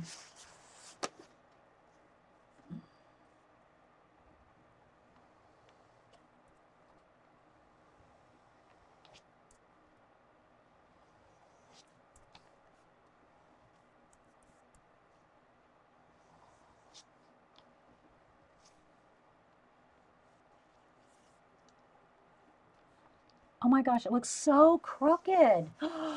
That's crazy. The camera really makes it look crooked. All right, there we go. Now we're going to move, put my pen down here. All right, see that's soaking wet right there. I really need to clean it. Because if I roll this roll up on there, it's going to, I'm not wicking, I'm just dabbing these nice big letters, but that's soaking wet there. I'm going to have to take a heat gun to that, guys. If I roll this up, the letters are all going to like smear. So let me go ahead and heat gun this.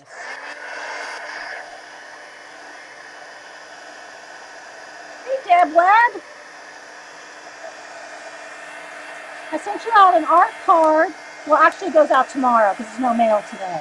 But you're in the pile, Deb Webb. Romney. Trying to think of who else I sent, because I think Orla didn't get her, so I sent her another one. But I have a pile of art cards going out tomorrow. Okay, I think that's good. I even had a special treat for Eileen. And no, it's not a flamingo. Okay, let's see here. Let me draw some more lines.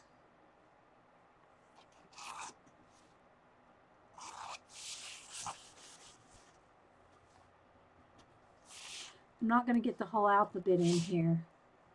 We'll go as far as we can. So Paula, don't say nothing, Paula, if I don't get to Z.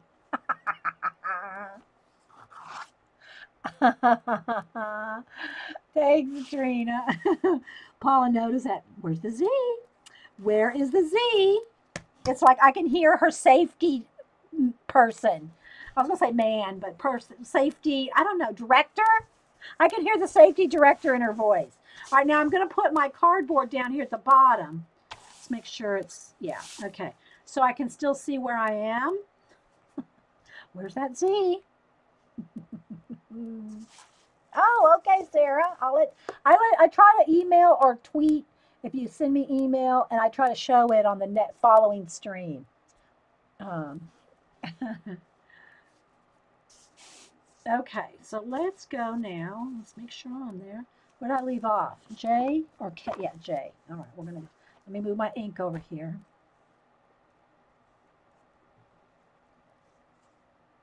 No, today's Columbus Day. Okay, J. All right. See, I need these. Okay, I'm going to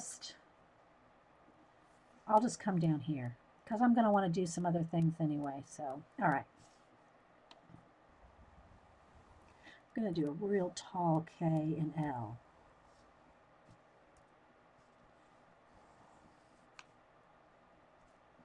See?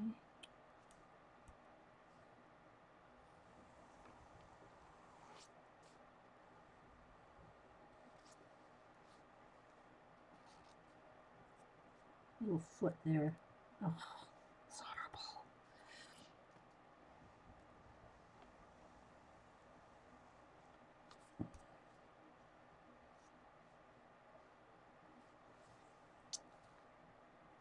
Again, you shouldn't have to go back over those places.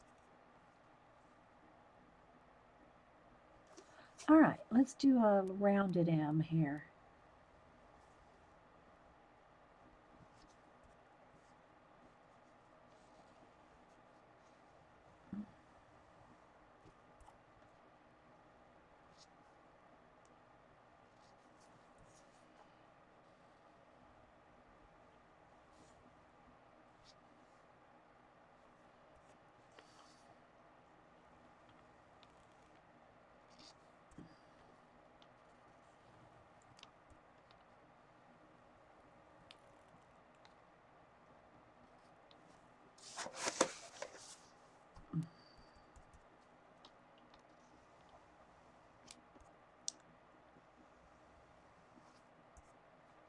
Again, I'm having to double dip. You don't want to have to do that.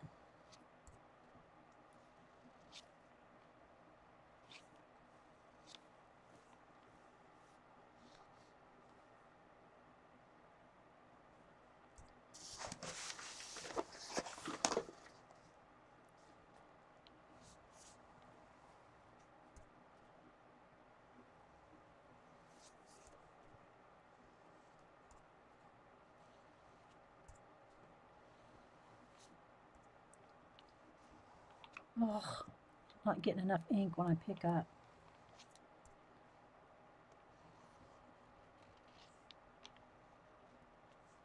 All the professional calligraphers that are watching this are cringing right now.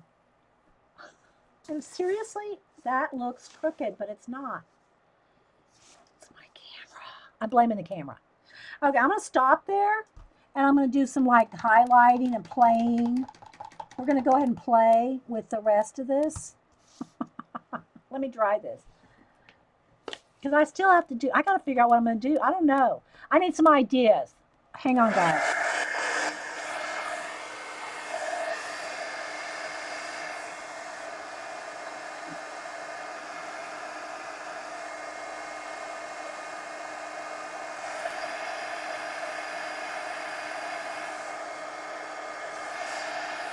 Yes, Columbus Day.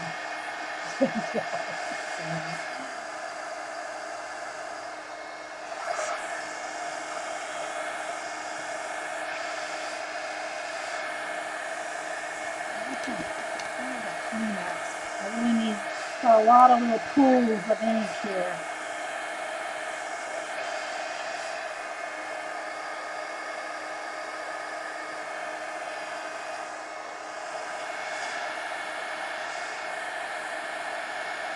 It dries pretty fast on this craft paper, you know, because it's soaking in. That's why it's hard to do the letters on it, because it's soaking in. Let's see, do I have any? See one little place right there. And let's see one little place right there. Okay, so before I do anything else, let me move this book out of the way here. Oh, let me pick up that ink. Before I play with these letters a little bit, I need y'all to help me with my Inktober list. Okay, so let me show you. Let me take a quick. Hang on. Let me clean my hands again. I got ink on my hands. It'll end up all over the studio.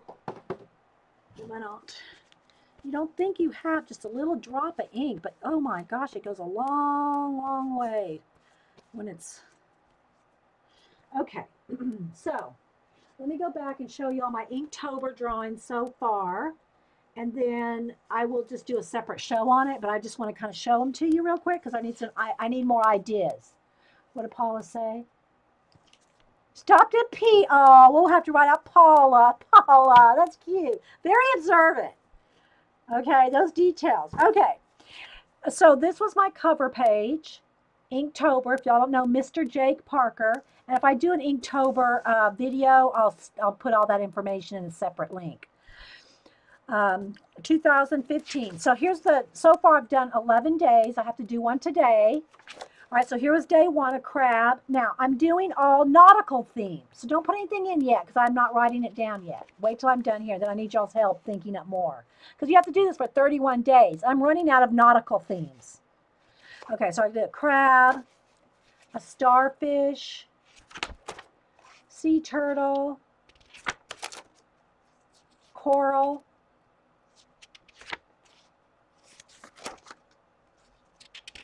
clownfish, shells, a betta fish,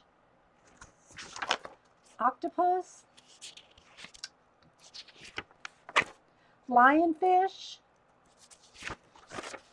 some kelp, and yesterday, keeping with the nautical theme, SpongeBob and Patrick.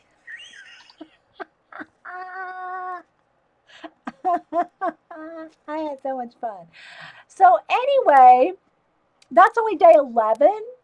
And so I've got to think of other things to do. Now, here's the thing. I know there's a million different kind of fish, but because at this point I'm only doing them in black and white,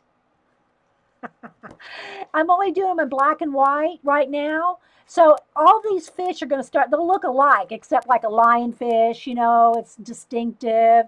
You know, betta fish is kind of distinctive. But just fish in general are all going to, unless you are an ichthyologist, you're not going to know the difference when they're in black and white. Now, here's my plan. My plan is like November 1st or thereabout, whatever day, after I've drawn all 31 days, is I'm going to do a show where I color. Now, when I say color them all, I don't mean like in detail, like a painting, like I'm doing in my color books. I just mean like, for instance, a clownfish, I'll just go over there and throw some orange on it or something like that. you know. So I'm not going to spend a lot of time coloring them, but I'm going to do a show where I color all of them. Now, I did think of a diver.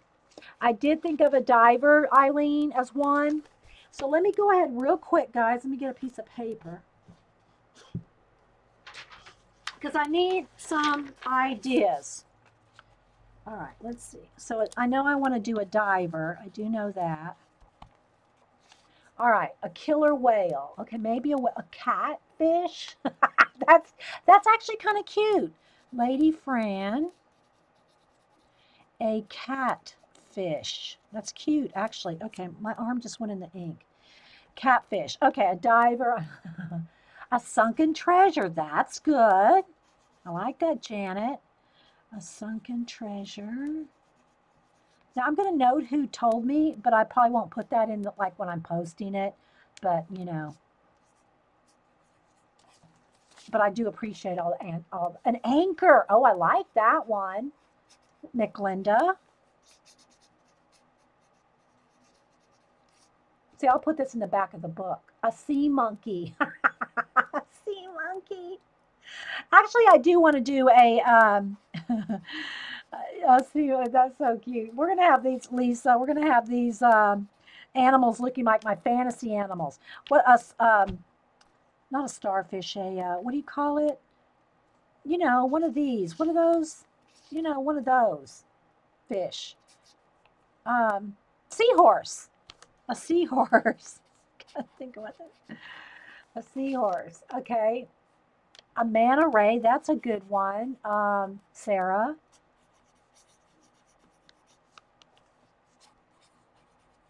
Let's see. A shark. I don't know if Hubster suggested a shark too and a whale, but trying to do those on that little bitty spot, it's just I don't know. Killer, a diving bell. That's a good idea, Carrie, but I don't know if anybody would know what that is. The Titanic really stacks. Neptune, I could do like maybe Neptune. Neptune or and a mermaid. Um,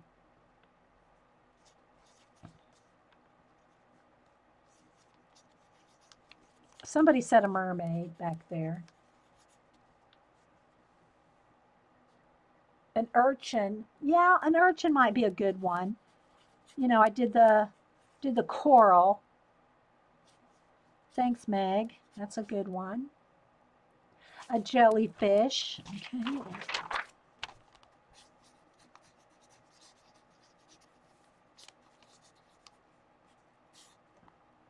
What did Paula say? I saw ha ha ha. Nude beach. Oh my goodness. An urchin, a jellyfish, an oxygen tank. Yeah, I think if I do the diver, that will probably be. I want more sea life. I mean, a treasure and an anchor. I might put those together. Got a jellyfish, a squid. Yeah, squid would be good. A sand dollar. Good one.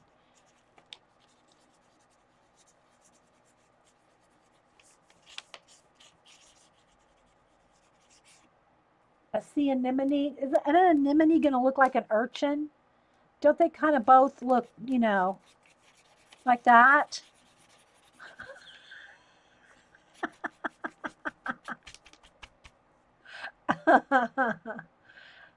A lobster, yeah, a lobster. I did a crab. A lobster would be good.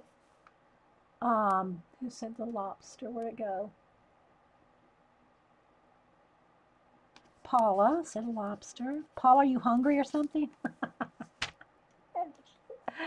That sounds like something to eat. I don't really want mammals. Yeah, I don't want to do a penguin. I mean, might do a man.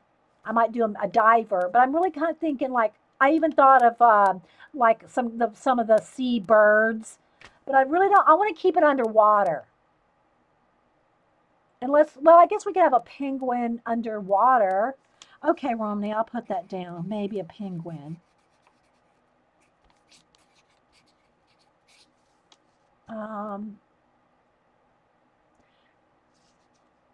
Shrimp, that would might be good.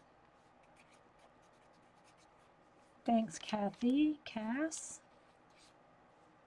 Yeah, see there, that seagulls, that's the thing. I'm trying not to do any kind of, you know, I had a pelican picked out, and I said, I really want to keep it in the water. A crawfish is kind of like, it's going to look like um, shrimp. Did I write down shrimp? Maybe I didn't write down. Oh, yeah, shrimp. Yeah. Hello. A crawfish and a shrimp. Puffer fish. That's good. Puffer fish.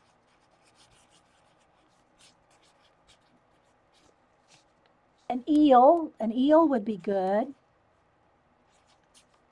Romney's thinking of a bunch of them for me. She's putting me to work. An angelfish might be a distinctive enough one. A submarine. A sub. I'll write it down. We can make it look like a sandwich. Eileen, I think I'm getting hungry. I still got too much to do to get hungry yet.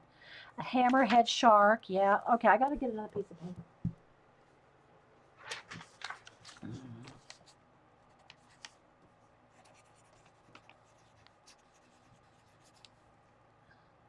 Yeah, clams. I did clam shells already. In the shells, Angie. Yeah, I did a clam shell, a swordfish. Who said hammerhead? I missed that. Meg. Yeah, same thing. The dolphin and the sharks. Those are so. They're so. I'm trying to keep smaller stuff. Right. A pilot fish with a light on his head. The open clamshell with pearls. Well, I already did shells. I did the beta already, Trina. You're not paying attention.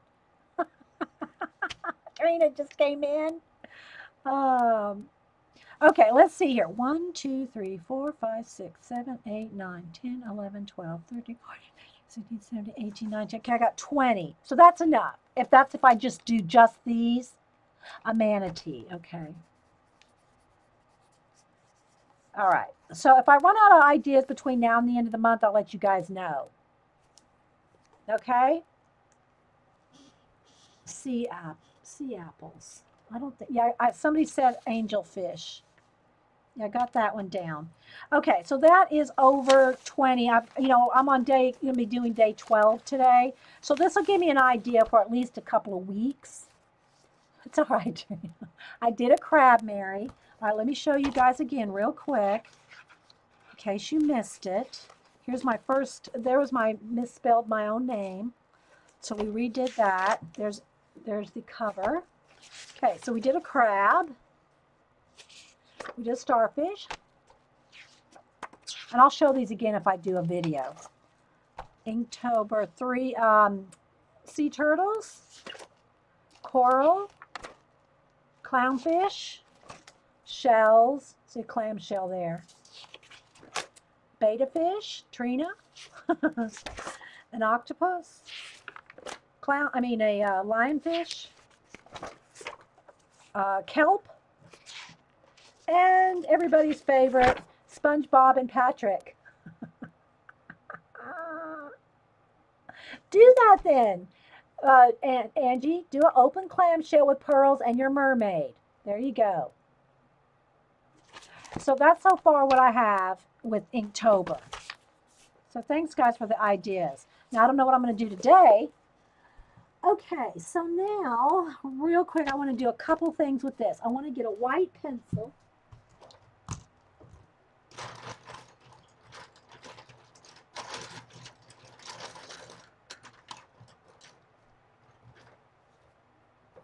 Sharpen it up. You like the turtles? And like I said, at the end of the month, after I draw them all, 31 days, then I want to add some color. Like the clownfish, I'll add orange. You know, if I do the lobster for Paula, I'll put it like some red. Okay, so anyway, what I just wanted to show you, this is what we did last week on the little scroll. Let me get my little card. See, somehow, this is all cattywampus. There we go.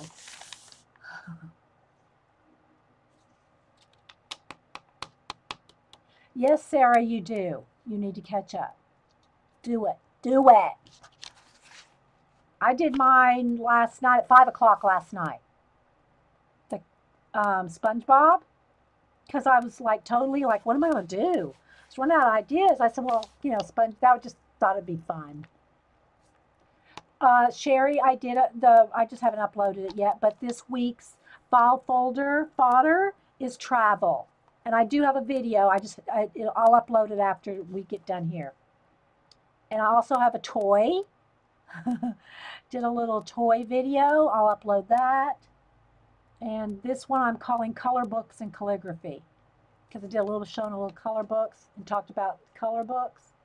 You're welcome, Madam Secretary. Okay, so I'm gonna growl like Jean. I'm gonna growl. Jean, are you still here? Hey, Denise. Anybody else popping in? CB. Thanks everybody for being here. All right, let's see. Are you going to stick with it here? Yeah, look. Can you tell? Look, I picked up one. Look at see how the lead, quote unquote lead, is not centered? Can y'all see that? How much it is over to this side? That's why it's breaking. Got to watch it when you buy those. Okay, let's see if I don't have to do too much here. I'm just going to try to.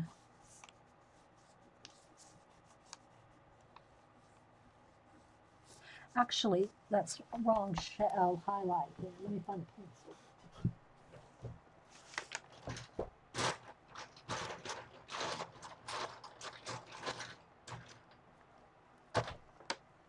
This highlight should be on the top.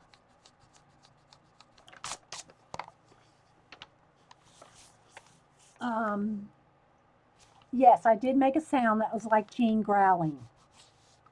Yes, yes, I did.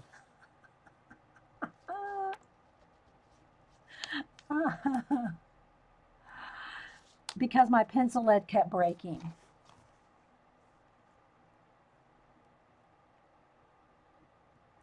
I know, isn't it, Romney? I know, that's why we like this. You know, I like watching long streams when I'm working by myself too. It does make it more fun when you got stuff, especially like you said, doing accounts, doing boring stuff. Well, I don't know how boring you might think it is, but you know, when you have stuff that you got to do, or you just have to work by yourself, you got a commission, you got, you know, it's fun to have someone in the background. You don't have to sit there and watch every single thing, but just having someone there while you're working, it does make it fun. That's why I like doing, and I like watching long videos. So now Denise has been here a few times.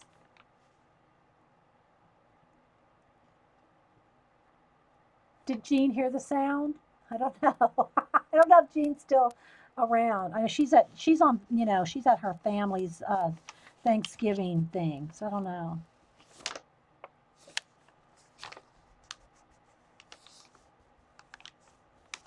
So top and left is where I'm highlighting. Any part of the letter that's top or left, like the light's coming from here.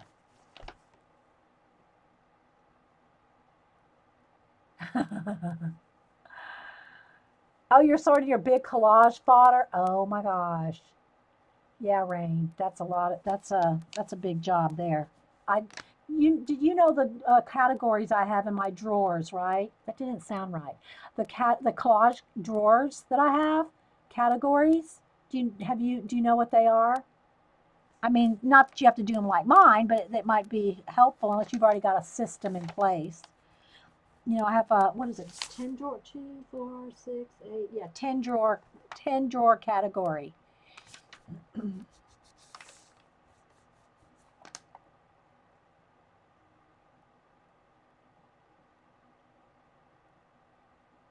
Carrie's going, yep, yep. Yep, it's nice to have some company when you're doing stuff. I mean, when I'm watching videos, and I know a lot of people like short videos. Well, and granted, if you're just looking for, like the other day, Vicki was trying to find me a video on how to refill my pen. I want it short, sweet, to the point. Show me how to fill the pen. But if I'm watching somebody art, the longer the better. 3, 4 hours, yeah. If you don't finish it, you can watch it the rest later, right? So I don't make any apologies for my long videos because I like watching long videos. And you know, sometimes I can't watch paint dry. If someone's doing something and we have to wait, you know, all right, for instance, I'll give you an example. Jonathan in his heat gun, when he's drying stuff, I will fast forward past Jonathan drying because it's so loud. That's just me. But you know, you can fast forward. That's the thing about watching the recordings too. You can fast forward parts, any part you don't want to see, you know, and still watch what's going on. Hi from Sweden. Uli? Do we call you Uli? Uli. Okay, nice to have you, Uli from Sweden. All right, so anyway, I'm just saying that I personally enjoy long videos because it's company when you're doing other things.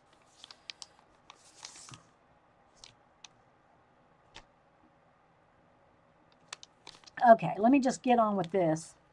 I'm just giving it a little bit of highlight, and so you can see where I messed that one up. But, you know, this isn't like a commission. We're just playing here.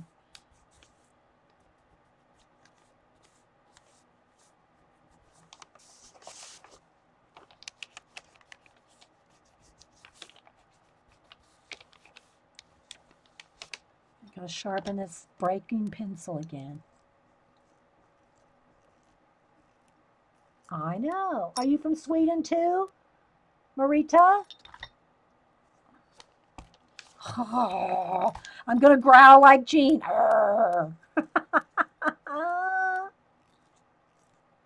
Hey, Dixie, Lynn, anybody else I might have missed coming in? Yes, we're growling over the breaking pencils.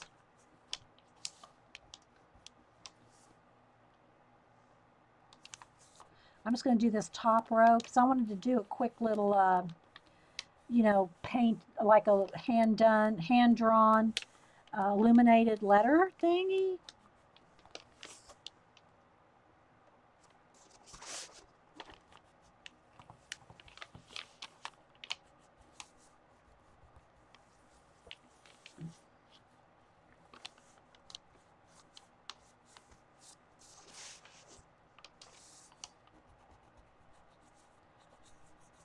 And again, really got my color book bug. So check out my Facebook color book album. And Vicki too. I don't know. Mine's open to the public. I don't know if Vicki opened hers up to the public. You might have to subscribe to Vicki to see hers. But she did some awesome on mandala, however you want to pronounce it. Okay, so there we go. So just so you can kind of see, I'm not going to do them all, but you can do them in colors. You know, you could put, you know, pretty color. Let's go with like a teal here. And even if you just did initials, you could just do your initials. You could do, you know, monograms are real popular. If you have a cameo, you could always cut them out. So I'm just going to kind of just show you a couple colors here.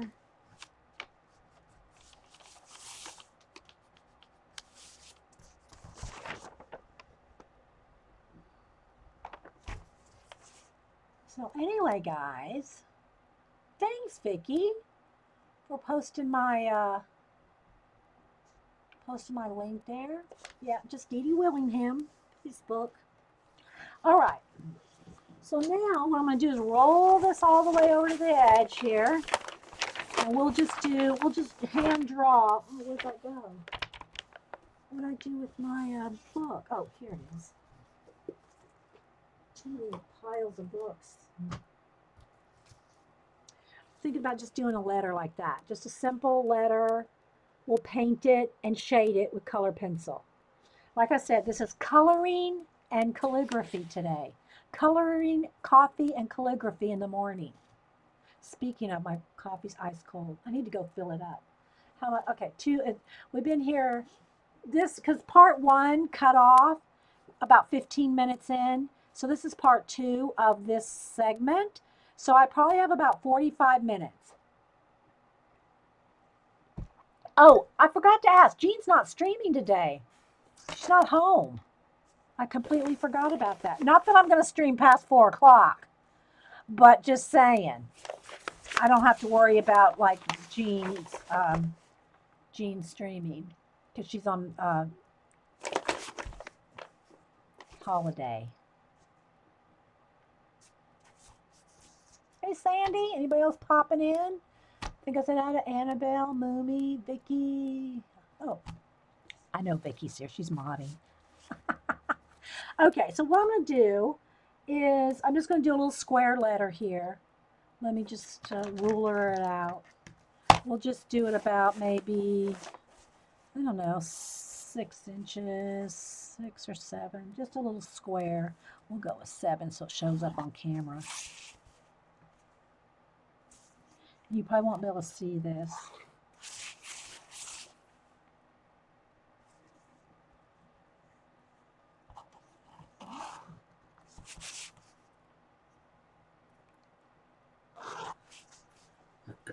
I'm just going to draw this. And I'm so sorry, guys. The camera has really skewed my horizontal. Okay. So I'm going to just set this book up and I want to try to kind of draw something like that. I'm not going to try to necessarily copy it exactly, but we're going to roll with it. Okay, so the letter, the D, I'm just going to sketch it out here a little bit.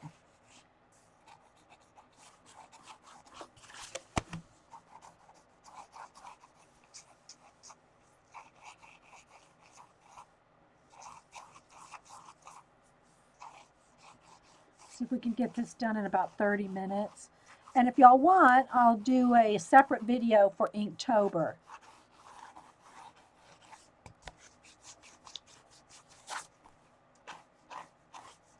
I mean, I need to, you know what I do need to do is practice or look into, and Paula told me about how, what to look for in YouTube, and that's if I just want to do a short video, which, you know, once in a while I do, like if I want to just do a quick Inktober or something, I don't really want to do a full-on Ustream, that I can just go into YouTube and just like, do like I'm doing now and just live upload it. In other words, not record it, just straight on live. No editing or anything like that, because I don't care about the editing. If it's something that goes wrong, it goes wrong. You know? Obviously, we know that. So I don't care about editing my videos. They're not teaching videos. They're hanging out videos. So, you know, I just kind of sometimes want to be able to upload a quick YouTube video. So I have to check into that, Paula. So thanks for that info.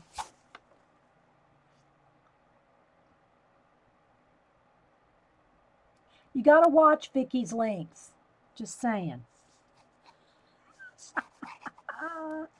Okay, so I'm so teasing of Vicky just because that one time, Vicky had a bad link one time, and we all now give her a hard time. Okay, so I'm going to just try to do this kind of quick. If you're doing some kind of project with an illuminated letter, you want to take much more time than I'm doing here. I'm just going to kind of sketch it out. And your square would be whatever, you know, if you're doing a big scroll, like, I don't know, 18 inches wide and however long, you know, you might do like a 3-inch illuminated letter, you know?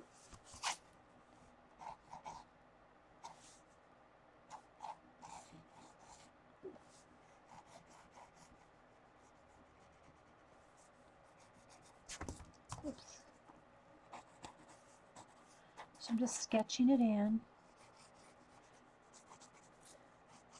And you'd probably want to, if you were doing an illuminated letter on a calligraphy, you'd want to rule, you know, use a ruler, get everything nice and, you know, straight and all that, not just hand sketch out all this like I'm doing. You want to take your time. If you're going to put all that time into the calligraphy, you want, trust me, you want to take your time. You want to write out in pencil your letters. Make sure it's all going to fit. Yeah, did Vicky post her mandala? How did y'all say it? Do y'all say it mandala or do y'all say it mandala? Do y'all say it man or mon? Hey mon. Hey mon. How do you say it? Mandala? Mandala? Hey mon. Every time I hear hey mon, I think of that movie, the hang on, it's in my head. You know, the Jamaican bobsled team. What was the name of that movie? Every time I say, hey, Mon, are you dead, Mon? No, Mon. That's one of my all-time favorite comedy movies.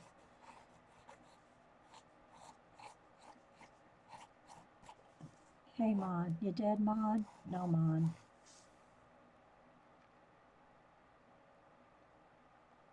You said mandala. Okay, that's the UK pronunciation. Mandala. Yeah, Cool Runnings. Thank you, Denise. Love that movie. Okay, so per the UK girls, it is mandala.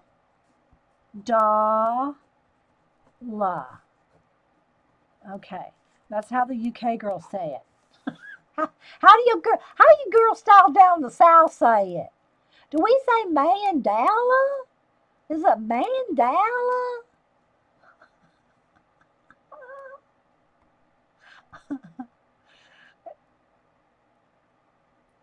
Okay, Dala. Okay. Yeah, I love Cool Runnings. All right, thanks, movie. Okay, yeah. If y'all have never seen Cool Runnings, it came out like John Candy came out like in the, I don't know, was it like in sometime in the 90s? I don't remember when it came out, maybe 2000. But it's based on a true story about the Jamaican bobsled. It is hilarious. In the South, we say those round things with color.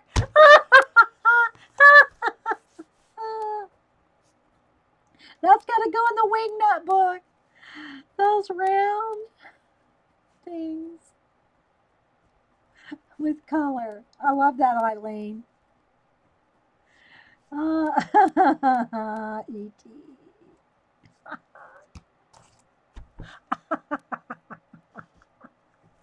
Now my eyes are going to water. Okay. All right. So let me get my D rounded off here at the top. All right. Hey, let me tell Hubs I'm still. Hey, honey, I'm still streaming. Can I call you back? Bye. Oh, my goodness.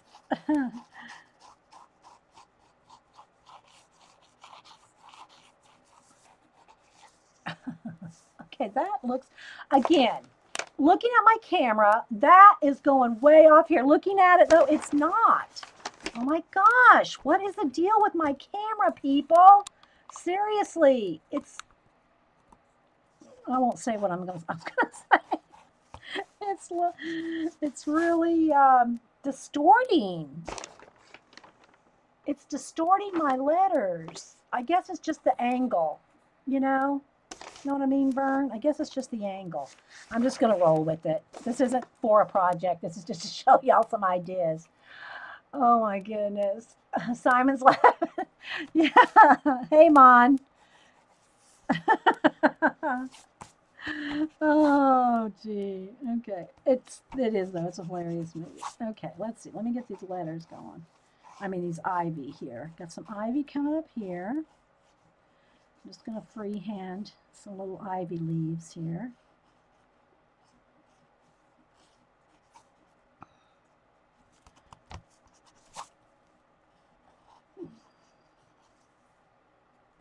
Another one coming around this way.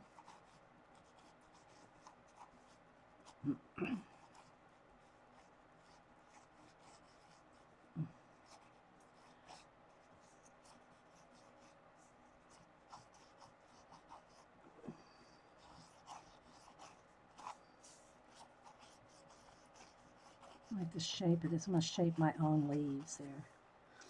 And it has 4 leaves, but I only want 3 because I don't like 4.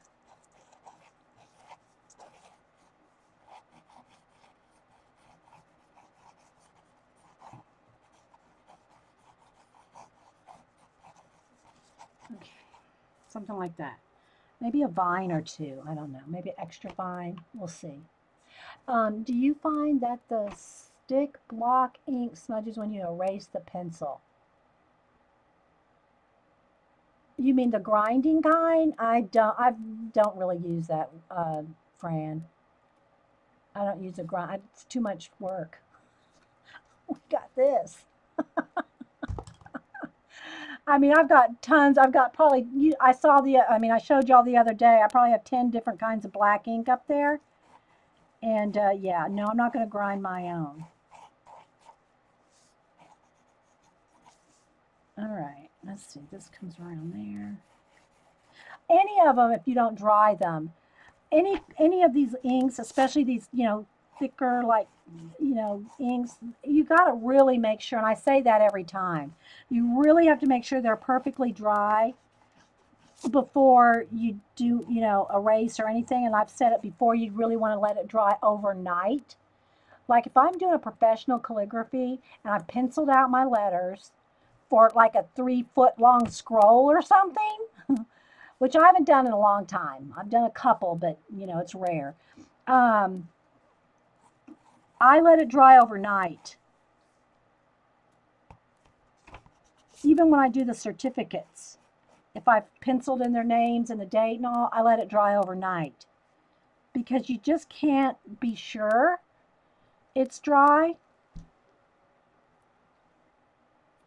I think my scroll's froze again. Let me make sure. I got to get crack-a-lacking on this because I'm going to run out of time. I don't want to make this into a 3-parter. All right, so let's see here. I think that's good enough for a start. Because all I'm going to do is I'm going to use red, blue, and green. That's all. And, well, they got some gold leaf. I'm not going to use gold leaf. I'll put some gold. I'll get some gold paint. So let me go out and squeeze out the colors. It's going to be very simplistic, just kind of like the one is there, just so y'all can get the idea here. And again, you don't have to do it on brown craft paper. I'm doing this basically for the most reason because it doesn't flash my camera out. Okay, it doesn't flash my camera out. All right, let's see. I'm going to just get a primary red. I think instead of blue, though, I'm going to use teal. Instead of just plain old blue. Let's go with Calypso blue. Let's go with the teal color.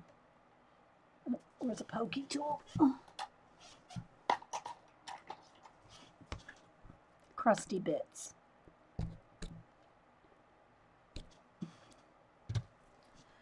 Okay, go with some blue. Come on, there we go. And we'll go with lime green.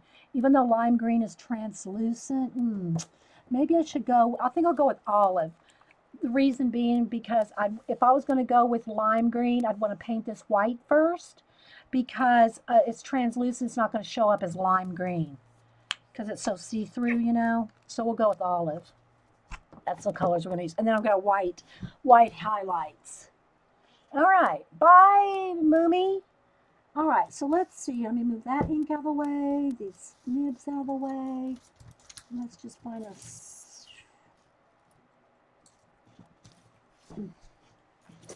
Drag these brushes over. I need an angle brush. It's best. All right. And around. Let's see. Actually, I think this one's probably better. We'll go with that one. I'll go with the smaller one. And just a small round. Okay. All right, so let's go ahead, and I don't know how well this gold's going to show up either. Well, it's showing up a little bit.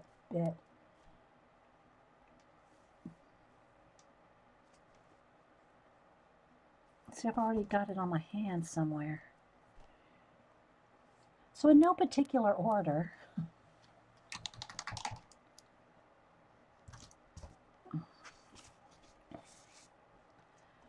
So I'm just going to do this letter just so y'all can kind of see.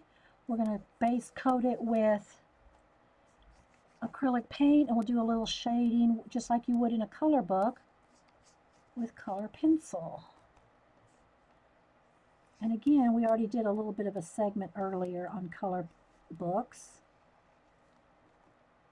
So hopefully y'all got some inspiration out of that.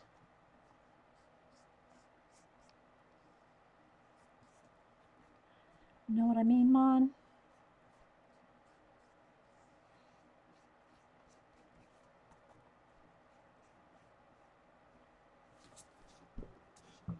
Oh, let's see. I'm watching you through your Apple TV on the big screen. It's huge. Oh, I bet you can see that good, Angie, on the big screen.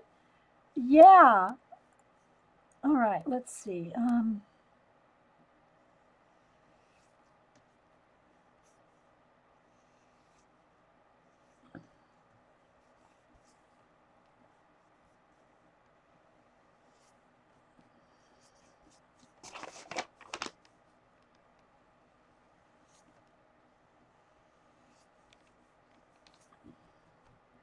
So, got any questions or anything, guys? Or we're just hanging?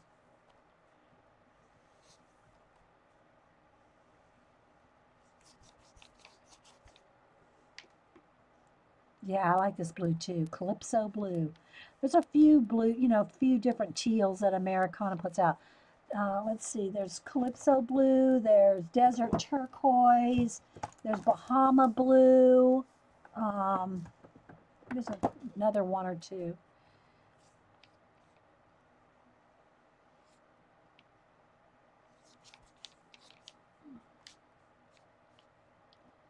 So I hope y'all are getting some work done. Vicky's probably working on herself a mandala.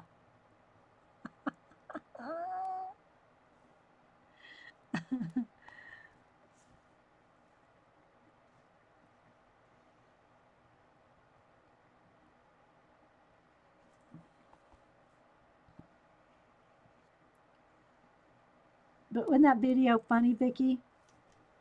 The one you shared the link to? We all in the South, all Southern girls love that one. Okay, let's see. Let's see if I can get right up on that. This kind of wide brush.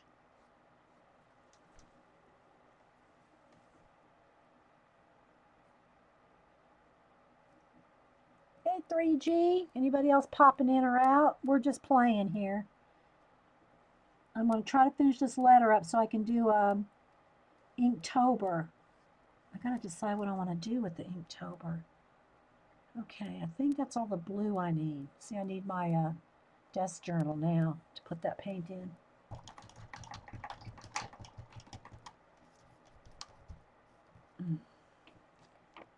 And red is kind of translucent too, so it might not be good true red on this craft paper.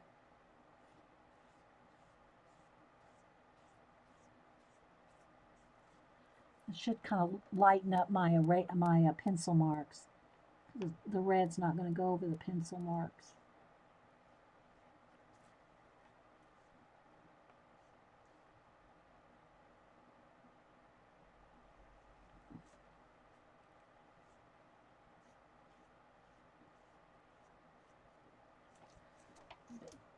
Brush. Where's my little brush? Well, I don't know where that brush is that I just had.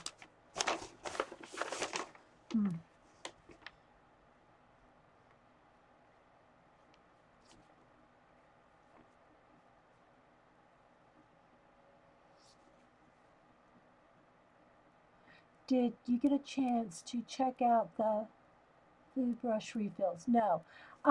I did look at, Vicki gave me one link, and for some reason, at least on my phone, it was wanting me to sign up for something, so I just did a search. for the Pentel, and it's not the food brush. I mean, that's not the one it is. It's just this one. Now I found another guy that had the Pentel, and maybe that's the one you're thinking of. It has a clip on it. It's like a metal. It's like a metal Pentel brush pen. That one is different than this one. Apparently, and again, I haven't really looked into it a whole lot. This part right here, this whole body this is the refill on this pen. You have to buy this right here. This is a cartridge. You buy this bit, according to the one I saw. The other one, the other brush, Pentel brush pen, it looks like a regular pen. You know, it looks like this. It has a cap on it like that, you know. This one just has this little plastic cap. The other one has this, the other one that looks like this, it's black, but it looks like it has little cartridges like my fountain pen, you know, the pens I showed you earlier. They have little cartridge refills. Apparently this is, you have to rebuy this whole thing right here. I don't know. I've not gone to the store and looked for any refills yet, but so I don't know. But they're calling them both Pentel brush pens. But this is a plastic one, and the other Pentel brush pen is like metal. Shows how to just fill it up. Yeah, I guess you can just fill them up with a syringe or something, Vicki, but that link wouldn't work on my phone. So I guess you can refill them, but again, I don't know what kind of ink. I don't know, Vicki, but it didn't. Not on my phone. I don't know why it wouldn't. So anyway, I'm thinking you could just refill this with some kind of ink, but I don't know. Can I put this kind of ink in there? Or will it do like that one brush pen I had and just make this hard? You know, it'll just harden up. So it does matter what kind of ink you put in these things. And I don't know what kind of ink yet. I haven't found it. Just this kind of ink is fine, Vicki? Okay. So yeah.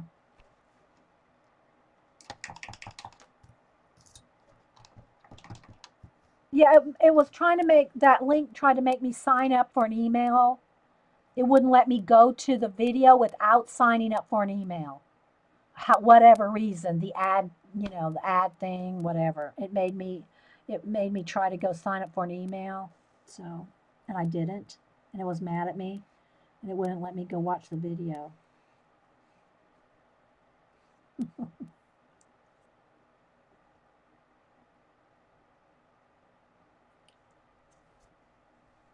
Oh, good. I'm glad that you found the video, Yuli. Well, thanks for being here. And Vicki, would you give Yuli my email address? If she wants to send me her address in Sweden, I will send her an art card. If you're new in my Ustream, it may take a couple weeks because I have to make more. But my last ones went out, are going out tomorrow. I have a stack of them. So let's see. Do I want to do this? I think I'll just do a little. I need the smaller brush. Get around that little circle there.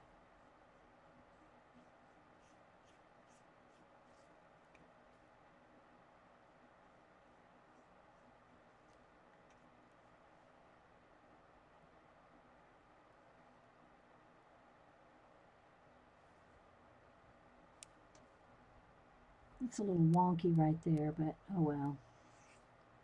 I didn't measure anything out or anything, just kind of freehanding this letter.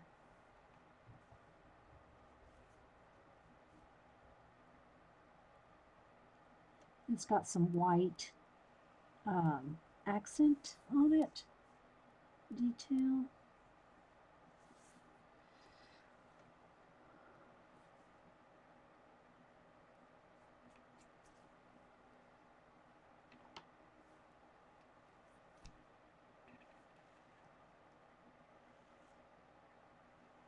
So if you're watching this on the big screen, Angie, make sure you take a little more time with measuring and lining things up. Freehanding it like this is probably not your best bet for doing lettering, like without taking more time to like really get it accurate. Know what I mean, Vern? You know what I mean, Mon?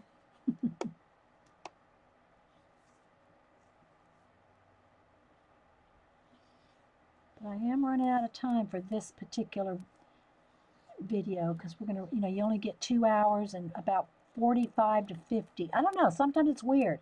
Sometimes it'll let you go right at 3 hours, and sometimes it'll stop at 3:45 or 3:50.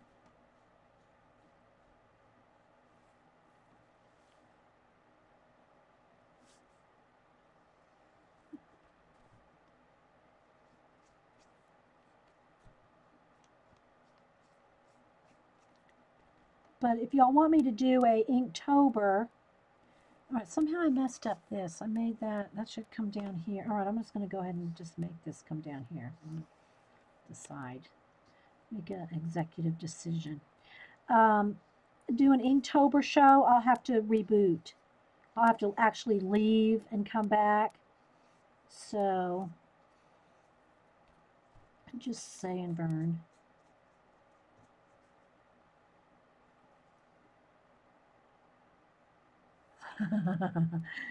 It's from a movie.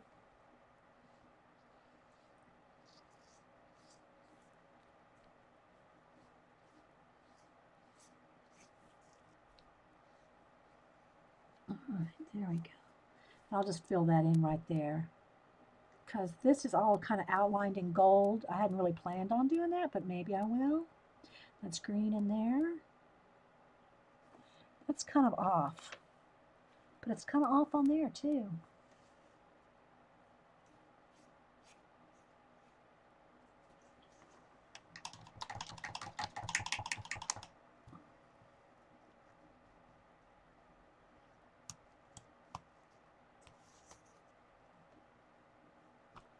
Okay, let's see. Let's go ahead and get the background here. Let me get this going. I gotta get crack-a-lacking.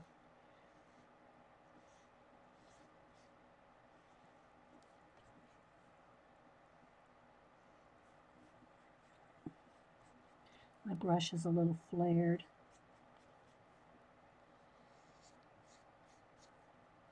And you could use like your Posca paint pens to do outlining.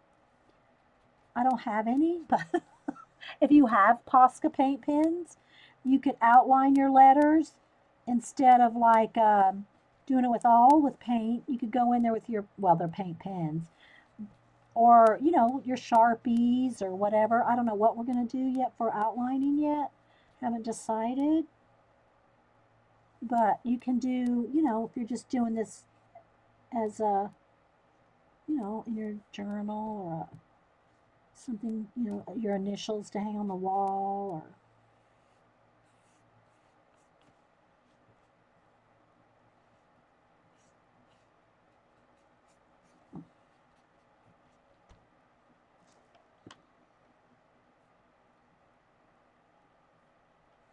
yeah, I don't have all my paintings. I have some on my blog, but if you just follow me on Instagram or Twitter, Inkywell, INKIWELL, you can see pretty much at least the last maybe couple years worth of art I have up there.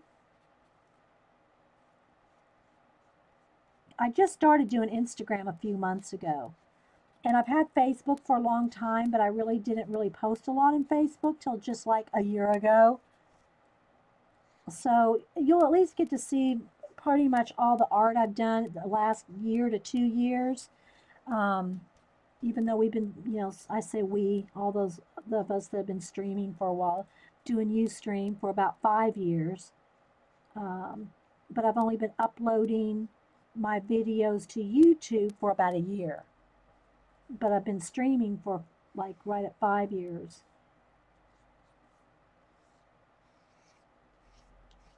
but all those aren't saved.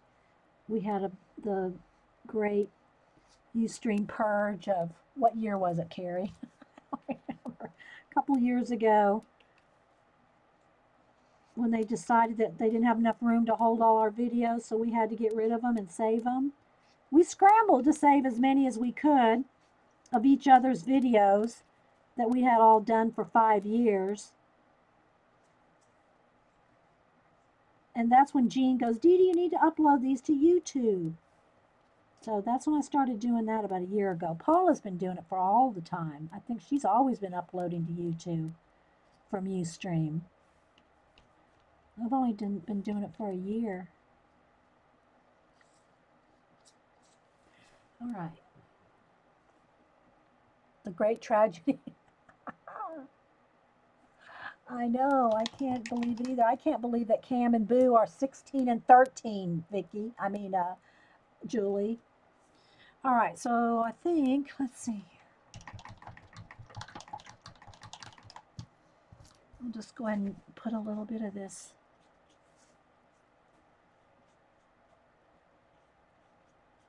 And again, instead of putting like paint dots or swirls or anything like that with paint, if you got your Posca pens, your paint pens, and now Sharpies, if you go put Sharpies over acrylic paint, you might get a couple of lines out of it before that Sharpie goes, I don't like acrylic paint. I'm not going over it. Now the water-based ones are not quite as bad, but still. Sharpies don't like acrylic paint very much. But your paint pens, like the Poscas and stuff, she's used them a few times on her videos recently. I think it was Posca. Was it Posca, Paula?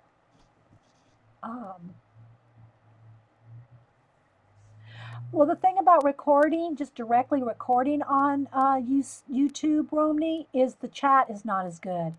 It's pretty much, it's just it's not the same as here. This chat's just got YouTube and Google Hangout chat beat.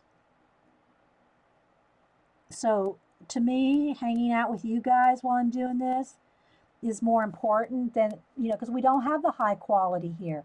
I'm thinking now, because this is an HD camera, but we're only allowed medium quality unless you pay for it on Ustream. So our quality here is down a grade compared, it's not HD. Unless you pay for it. But I want to hang out with you guys. So to me, that's more important.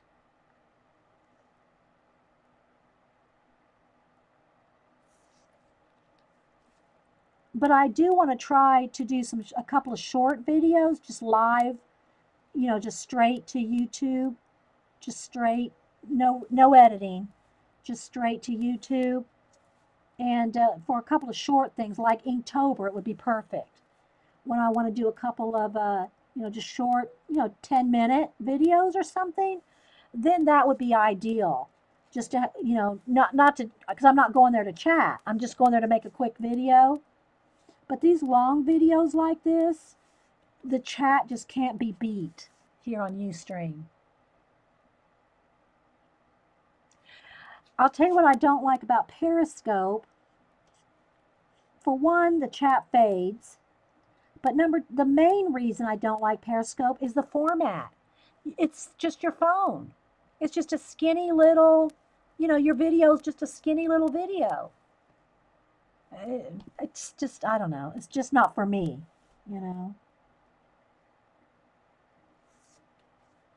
But I can understand why people might want to do a quick little something.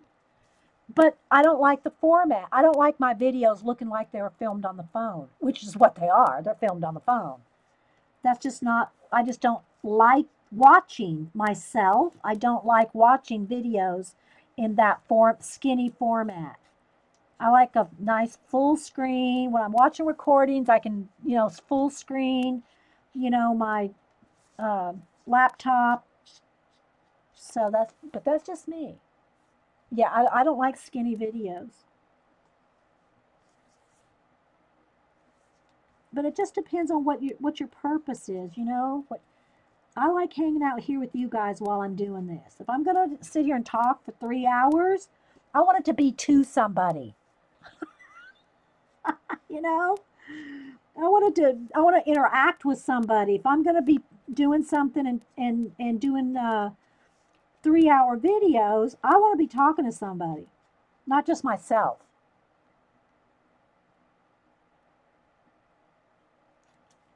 Yeah, and the chat just fades right off of Periscope. So, you know, you either have to watch one or the other. You either have to watch chat intently if you want to keep up with the chat, or you can watch the tiny little video.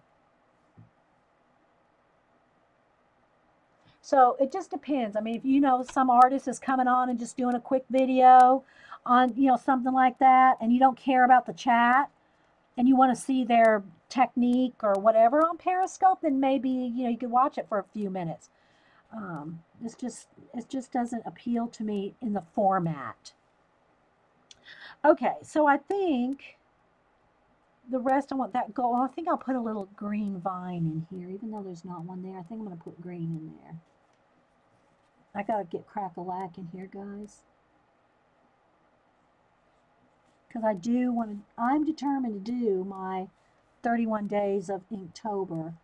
Now, again, I'm not recording them all, but I'm trying to do them all. All right, so there's just a base coat. Now, again, you can go around this with your Posca paint pens or whatever, and I should just do a gold. I need some red in there. Hang on. A gold outline. This is red in here.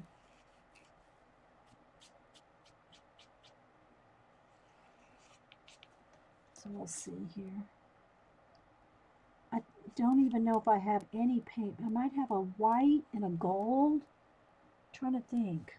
Because I don't have any of the other kind of paint pens that are probably old and dried up if I did have any. And if Denise would have seen them and they were dried up, she would have made me throw them away. um, I don't know if it's probably changed. Things change, Romney, on the Ustream. It changes, you know, different the way the windows look and things like that. But you know, you can't get high def. Like even with the HD camera, you can't get HD. They only allow you to have medium unless you pay. Okay, there we go. The rest I need gold in there and maybe some white. Do I want to do white? They have white. Everything's outlined in white. I do have, if I dry this really well, I do have a one of those correction pens somewhere. I think I'll just go with that because it'll be quick. What time is it? Oh, I just dropped a pile of, oh no, I smeared that. What time is it? Okay, I'm going to run out of time, guys. I know I am going to run out of time. This might have to be, I don't want to make it another part. And see, now I'm slopping paint everywhere. Do you see that, Ange, on the big screen? See that big blob of paint right there? Okay, let's see if I can do this real quick, guys, because I got literally probably 5 minutes tops before they're going to make me start another. And you can record as much as you want on Ustream, but you only can do it in segments of like 2 hours, 45 minutes. And then you just have to start another one, which I'm trying to avoid doing. But I'm going to get sloppy here. I can see that already. Because I'm trying to hurry. Yeah, well, you got to, yeah, and I didn't get to get in there with some shading. I'm going to dry this real quick and see if I can do a section. You know, I'll try to do a section with some color pencil and a little bit of the white outline.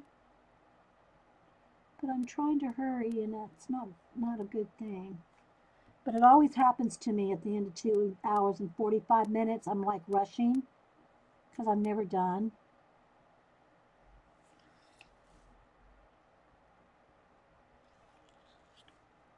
And the D comes up over the top of the border.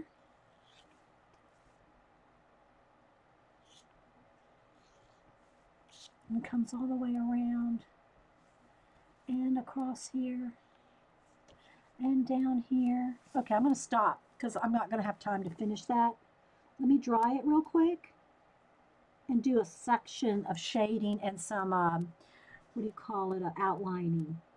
If I can find my white pen.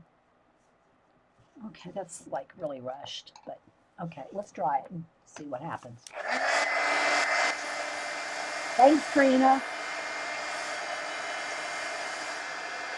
So it needs another coat of gold right in there. It didn't cover because it's on the craft paper. It didn't cover.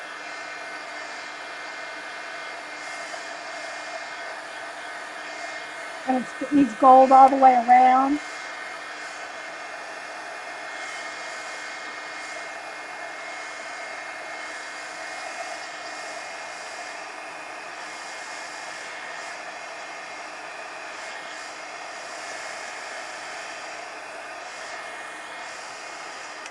All right, so let me just take a minute to see if I can find that. I think it's up here.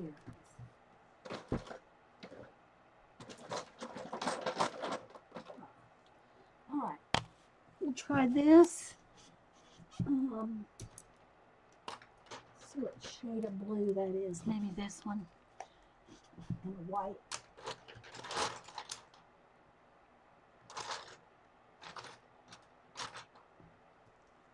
Okay. So my idea was, let's see what this got. See if I can get this to work. I don't know how old this is. It's just a little Pentel correction. And it usually works pretty good to outline. Let's see if I can get it going over here. Let me get a piece of, I think it was Pam's tip. Some of these pens to use a emery board to get it started, but do I have one in here? I don't know. I usually keep a piece of a broken emery board for a sandpaper. Oh, good grief. Oh, I'm not seeing one. So I can get this going. Come on, you can do it. I need sandpaper. Hang on, guys. I gotta dig for a piece of emery board. No, I got one in here. There it is. I knew I had a little piece of emery board in here. She said that sometimes that'll get your pens going. And sometimes it has. It's worked for me on a couple of different pens, but it may not work on this because this may just be too old. Oh, wait a minute. It's thinking about it. It's thinking about it. I don't know. It wants to. It wants to. But it's not going to. You're stressing now too. Yeah, the gold and the white. But I'm not, obviously I'm not going to have white because I don't know anything else that's going to go over my acrylic paint. My pens. Let's see if I got any gel pens that are working right next to me. Let's see here. Okay, here we go. I don't know how long this white gel pen is going to work, but see, it's too thin. I'll be here scratching forever. It's going to take me too long. I mean, it'll work, but I wanted a little bit thicker outline. All right, let me just go around this one part. Okay. I wanted it thicker, like a Posca pen thickness, or a sharp. Oh, I might have a Sharpie water-based white. Okay. So, can you kind of see that? I don't know. I'll try to bring it up to the camera in a minute. So basically, I just want to outline everything with white, but I wanted it a little thicker than just a gel pen. That's why I was going for that correction fluid pen. I mean, this is working, but it's going to take forever. Okay, so what's going to happen is the recording's going to stop. So if you're watching this, I will try to, if you're watching the recording and I'm not finished with this, I will show the finished piece on my next show, not today, but the next time I do a stream, I'll show the finished, I will finish it for you so you can see it finished, but obviously I'm not going to finish this now because it's getting ready to stop on me. Now, if you're here in my Ustream, I can work a few more minutes on it, but I'm not going to do another recording on this, okay? But I want to show you, like, outline in white, and then a couple of shades. No, this one's too far.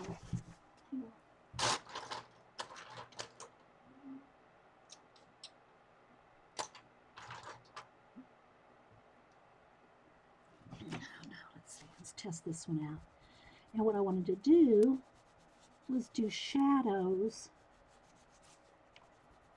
in the lettering. So I'm going to just try to do this one section here for you to show you where I was headed. Oops, I gotta move my little cardboard.